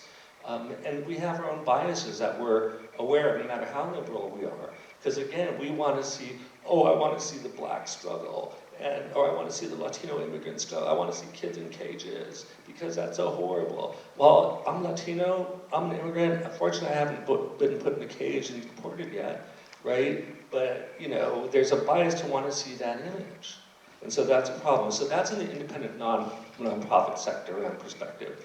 When we get into the private sector broadcasters, there's a huge boom in all that Netflix and Hulu and people of color are largely not part of that boom. I mean, and you know what? And I don't see any interest in really cultivating that, because the value system around that, it's not about representation and inclusion, right? It is an economic motivation. And so there's less willingness to invest in closing that representation gap, closing that narrative gap. That's not going to add up to revenue. So there's a lot of things in the ecosystem which need to change for that big change to happen. But how about trying to get funding for underrepresented people? How is that happening today? I know you're at the forefront of this. So again, there's awareness around the funders. So the big, we'll call them the big funders right now in the independent world. There's the PBS constellation, which is ITVS, Independent Television Service, Corporation for Public Broadcasting. There's what they call the Minority Consortium, Latino Public Broadcasting, etc. There's a Ford Foundation had a big initiative, Just Films. Some of the other very big foundations do some granting to individual films or granting to organizations. Like I said, they are very acutely aware of it. But it is the same pool of funds that the experienced, A-listers go to for independent film. So I've been on panels where an astounding, amazing filmmaker like Steve James is in the same pool as the guy black kid growing up in the South, and It's like, is that a level playing field? This kid is competing for funding against Steve James, who directed Hoop Dreams. What's wrong with that picture? We've only got a few minutes here, but maybe some of you have some questions that you can address to the panel in general or to specific people. But please stand up and speak out so we can hear all over. Yes, sir. So this one's mostly for Adrian, just because like I pre-ordered I Am Heath Ledger and I was very, very excited for it. I love that documentary. But like I was waiting to hear one word that actually never showed up, which kind of reflects how humble you guys all are, but that's the responsibility. I know, especially with handling people that have been deceased, handling that responsibility and being around so much grief and pain, like others, it kind of shows how like resilient you are as a person. So how do you get outside of that once you're done filming? I've gotten better at it, I think, other than crying when you asked me that question just now. It's just, I mean, I don't know if I do. I don't know. I mean, I've gotten better at it, and I realize that, especially when I'm working with these people whose decisions are driven by emotion, that sometimes people do things that aren't themselves just because their emotions are making decisions for them. So I've learned, it's a really wild trip, man. Like there's no, it's just like making these movies, something will happen one day and everything's great. And then the next day, something will happen with someone you're dealing with and the world is on fire. And then 2 hours later, you fix it and everything's great. And then, so, but I guess you get a thick skin to that. The responsibility, which is a great part of the question, is, yeah, it's a big deal. I mean, I don't really think about it other than knowing that I trust my heart, you know, and if my heart is connecting with the people I'm doing interviews with, I feel like, it's interesting, like, all these people that I'm interviewing, within, I would say, under a minute, for the most part, we're connected when I meet them.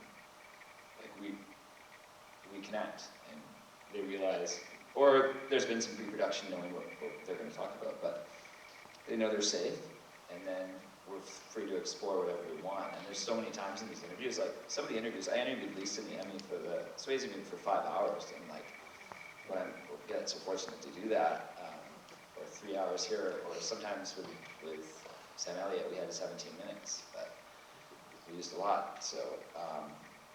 But the question of responsibility, yeah, it's a big responsibility, and I don't take it lightly. I mean, I really, I have a lot of material and interviews that could be damaging to people that I don't use. There's a lot of stories, there are stories about all these people where you think, does the world really have to know that? And how is that going to change the world in a positive way if we reveal that? Because, you know. Big ethical questions. Yeah, and this is, in some ways, for some filmmakers, it's actually really easy to manage that responsibility, and that is by really honestly checking your intention around the film. I've worked with filmmakers all over the world, and some of them, after a panel like this, they'll come up to me like, how do I get a film in Sundance? I'm like, okay, is that like the most important question? That's something about intention, right? But like, how do I get at a deeper meaning of life? Right? Or not like, how does my film cause a splash and get attention? And I know this personally as a filmmaker. I know I'm here as a person from the field of social change, but my last film was a feature film about Cesar Chavez, who is an icon to me and many people. You know, my family is deeply committed to this, that farm worker movement, and the film premiered at Sundance, and it was great. In my making of the film and the research of the film, that there was a lot of bitterness that came out of that movement after its success. And there was a lot of name-calling, and there was a lot of hatred. And he was an imperfect man, right? And in his success, things got so ugly and really ugly within the movement. And I had to reflect, like, how much do I want to go there? Right? At the same time, I don't want to make a piece of hagiography or just hero research. And I really had to think and reflect on the responsibility of that person who was an icon to a community I came from, but yet wasn't perfect. And I had to examine, like, well, ultimately, my film is about the net good this man did. And I had to factor in and present that negative, and the family just did not dig it. I mean, they did not dig it in one bit, and I had to be very strategic when I could even talk about this. It took me 7 years to make the film.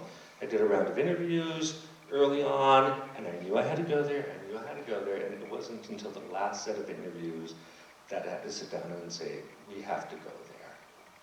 And they didn't dig it, and we went there, and I went there with Dolores Huerta, and when she saw it, it was just not pretty. And it was really from a place of sincerity and like, let's try to learn from the trials and tribulations of this man in this movement. And sometimes it's not pretty. And ultimately, after the film premiered at Sundance, the family came on board, the son, etc., and Dolores never did. But you're right, it's a lot of responsibilities, it's a lot at stake, especially for the legacy of historical people. There's a film about Martin Luther King that had a similar challenge, that some of the material revealed through FBI surveillance tapes, etc. There are a lot of stakes in people's legacy and how we write history, and that is a big responsibility, but it's about your intention, honestly assessing it. How about right here? Yeah, I wanted to go back to what we spoke yesterday. Yeah, we spoke yesterday. And I wanted to go back to the thing we were talking about before. You opened it up for questions about poverty porn and white filmmakers making films about people of color.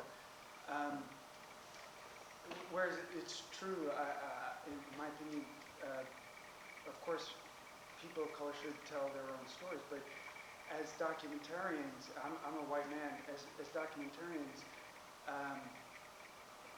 I should be able to tell any story as long as I do it ethically and with empathy. I mean, I've had people come up to me and say, mostly white millennials, saying, do you feel comfortable occupying that space? And I say, well, I'm telling their story from their perspective the best that I can. I feel it's a bit dangerous to say that anybody can tell a specific story, because it's like me saying to you, because you're a Latino, you can't make a film about the Holocaust. And if I can interrupt, I am not absolutely saying that. Okay. That is totally not what I'm saying, right? What I'm saying is that there has to be awareness around perspective. No, absolutely. And it's but beyond the well-intentioned and respect. And that's could be a hard thing to do without inserting your own direct voice in the film, but of course not. The stories exist in the universe for all of us, right? The biblical stories can resonate with people about specific cultures and tribes they come from. We would not have the power of the Russian novel and the experience it came if we impose that. So I want to be very clear that that's not what I'm saying, but you should be aware of what you are hearing. Oh, absolutely, and I agree. Because that's, like I said, I'm not, with your film, Andrew, I think there's amazing potential about the fact that you're not from this community, because it's an opportunity to reflect on your journey of the evolution of how we see LGBT people in this country as from you as a heterosexual man. And that's very curious. I'm like, how can you map out that? And it's a parallel narrative to the experience. So I'm very careful. I'm not saying that. And I also agree there's a lot of poverty porn and people just thinking, oh, I'm going to just look at these But certainly but questions like how you interrogate that relative to our place of privilege, because I know your film's about people who have to make a living and survive off dumps in Nicaragua. And so, yes, you're coming from it with a completely empathy, and you're like, this should not have to happen. This is a struggle. That's an amazing place to come at, right? But then how do you incorporate the fact that that's a strong contrast, that you have the ability to tell the story? They don't. It's a very, I don't know what the answer is. I don't know what the answer is. I think the concern is if only white men, white straight men will even take that further, are telling the stories of people of color, then we have something to be concerned about. So that's very, very different. I mean, we have so many ways to looking at it, but yeah, that could be something of a problem, because you're saying, well, how about shaping our own narrative sometimes and being a little bit more inclusive? That's the way I would like to look at it. I certainly make films about all kinds of different people, so I know exactly what you're saying. I only have a little bit to add to it. I think you covered it really well. When I first began working with Apple Shop was an organization, a film group that got started as a poverty program in rural Kentucky. And it was one of 6 jobs and arts programs. It was a combination of NEA and OEO funding. And it was the only rural one. And after about a year, the idea is they're going to train 17 and 18-year-old hillbillies to go to Hollywood. And the kids in Kentucky said, that's not going to work. We need to tell our own stories. And they're standing on the shoulders of writers who had seen outsiders telling stories about Appalachia. And then the 60s and the poverty porn that came with that. And they were there to tell their own stories. So they took that same gear and they started making documentaries. And I come as an outsider to Kentucky to be there and participate. And I have been consciously aware, acutely aware all the time of my outsider status.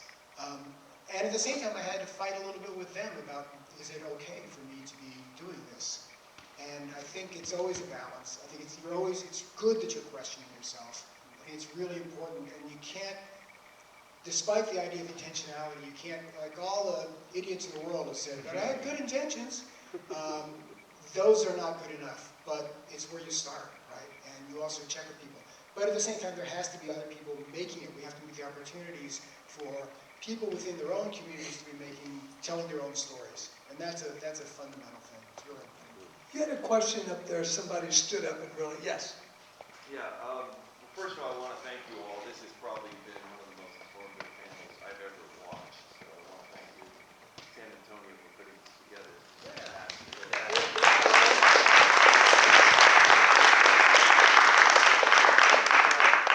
So, I'm by trade more of a narrative filmmaker, but I'm telling a documentary story because I was involved in a religious cult for 20 years. And I've always struggled to tell the story from my point of view because I'm up against when you talk about debunking myths, Adrian, I'm constantly up against everyone's desire to focus on the cult leader and the salacious things that all happen. And I'm like, well, listen, this is just an extreme version of an abusive relationship. This is actually a universal tale. That if you could just take it, and that's why I loved you referenced Leaving Neverland, because to me that was groundbreaking. Finally, you're telling the story from the victim's point of view, and you want to understand what a predator or what a cult leader or anyone being abusive to you is like. Talk to the people who lived through it, rather than make the antagonist the protagonist, which is constantly the way they're trying to do things. Let's focus on the predator. Let's focus on the. So I'm curious, as someone who's trying to find the funding to do it, because of being a narrative filmmaker, I want to use all the tools and use the funding to tell it the way I'd love to do it. I'm constantly up against that. Well, I just want to know what's the fucked up things that happened? How many lives did he destroy? And I'm like, that's not the story. That's part of it, but that's not the focus. So. Yeah, that's a good point. Do you know the film Holy Hell? Yes. And then what's the other one? The Stanley Nelson one, the People's Temple. Yes. I mean, yes, there's this. People want the salacious, demonized, reinforce of the, demonic cult leader. But I think therein are still examples, because those those films, they reflect the intention. And there's a profound, well, I don't remember the title of the film that people say, I remember the first quote. And that is, the film opens with the line, nobody ever intends to join a cult. That's right. They intend to join a community that is empowering and reflects working toward a world we want to see. Those are films that are examples. If you look a little bit deeper, then you're going to see those voices of inspiration. It's interesting you bring up Holy Hell, because I actually went to one of the early premieres and I met that group. And to me, the missing component of that is you had people who had recently left, and you had not really encountered people in the recovery process that are really able to get the reflection to recognize, like, people don't realize, as shitty as cult life is, trying to reintegrate after that and take ownership and move into the world back is actually much harder than being at the cult. That is your point of inspiration. Yeah. That is your starting point. That's why you get to make the film, and not remake those films. That's an opportunity. Exactly. Thank you. We have time for one more question. Yes, ma'am, up there. So I have a question. So mainstream media is kind of eroding because, it's very biased, and it's like you go to one source for sort of one opinion and another source for another opinion. And I think documentary has the potential to really be a source for, getting the truth when there really is no truth. And so I kind of want to just get everyone's opinion as far as like having an objective with the documentary versus like just a good story in general, and just everyone's opinion on that. I have an opinion, but I want to get somebody else's opinion.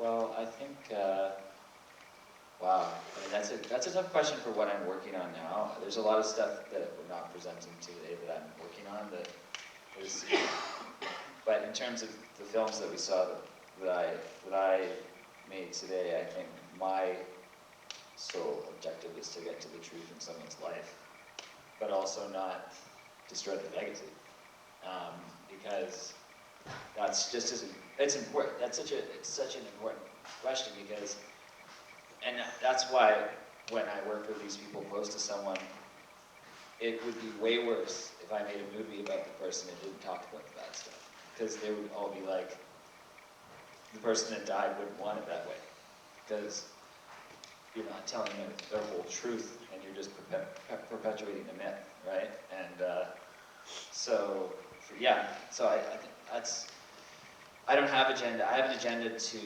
my agenda is to preserve the legacy of this person that we all come to adore for our own reasons. Most often we don't really know why we love someone. And so I don't want to destroy that, but I also want to make sure that I tell the truth, because that makes them so much more interesting and so much more human. So that's my, so I don't know how to answer the question. Sorry. The film about Nina Simone, did you guys see? Well, I had, when I was very young in New York, I actually got to know people who were close to her, and I actually, anyway, when I saw the film, I thought that movie is really terrible, because, and a lot of people love it, so I'm sorry, because the husband and the daughter got involved. They were behind the picture. And I think that's kind of a problem if you're telling somebody's life, because you can't be... On Halston, we had to talk about his drug use. We were very light, we did it very lightly, but you couldn't avoid, well, the family didn't want to sponsor a film. The family didn't sponsor the movie. So you have to be, even if you want to tread lightly, the truth is the truth. So if he died because he was abusing himself, you can't pretend that didn't happen, right? But of course you try to do it with elegance and sensitivity. But it's a highly subjective medium.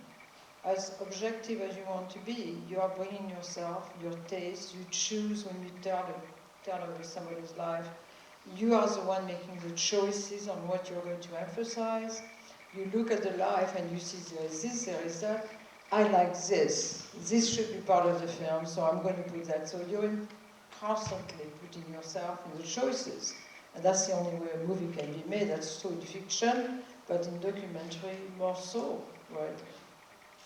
Yeah, I want to be very clear about your understanding, or the way I heard it, your expectation around documentary.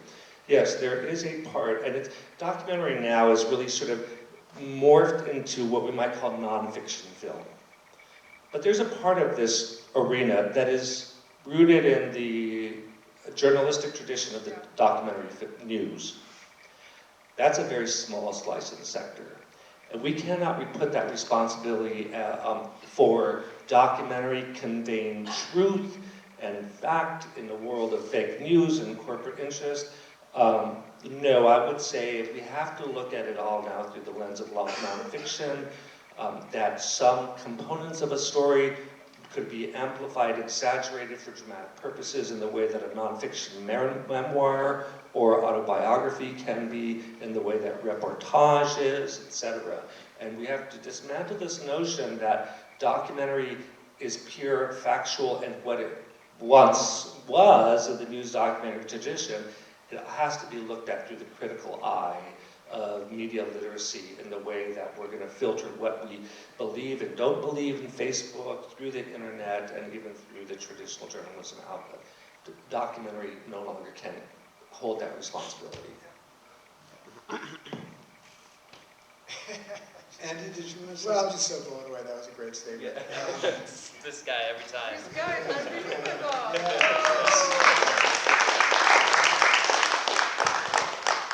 I think it's a, oh God, I was just like thinking about the media literacy issues of this.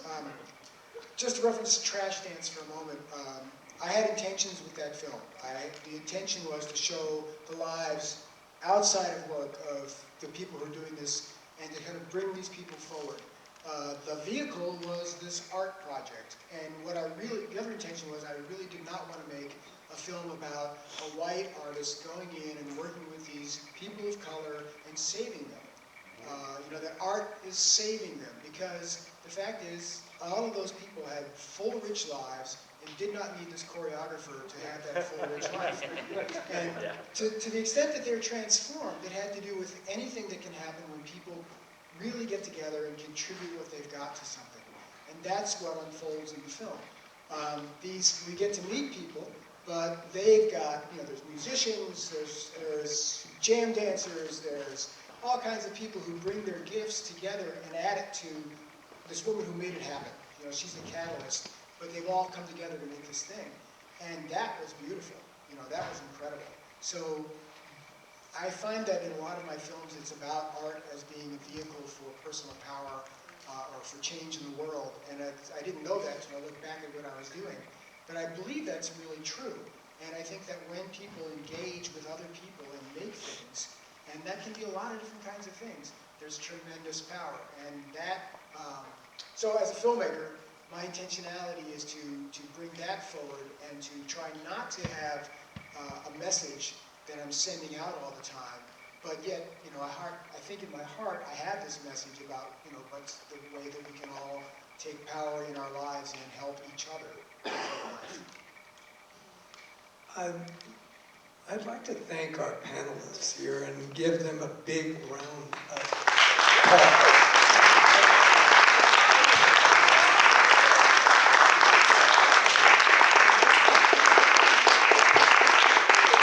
And then secondly, I want to thank you all for being here. Thank you for attending, and thank you for your attention. And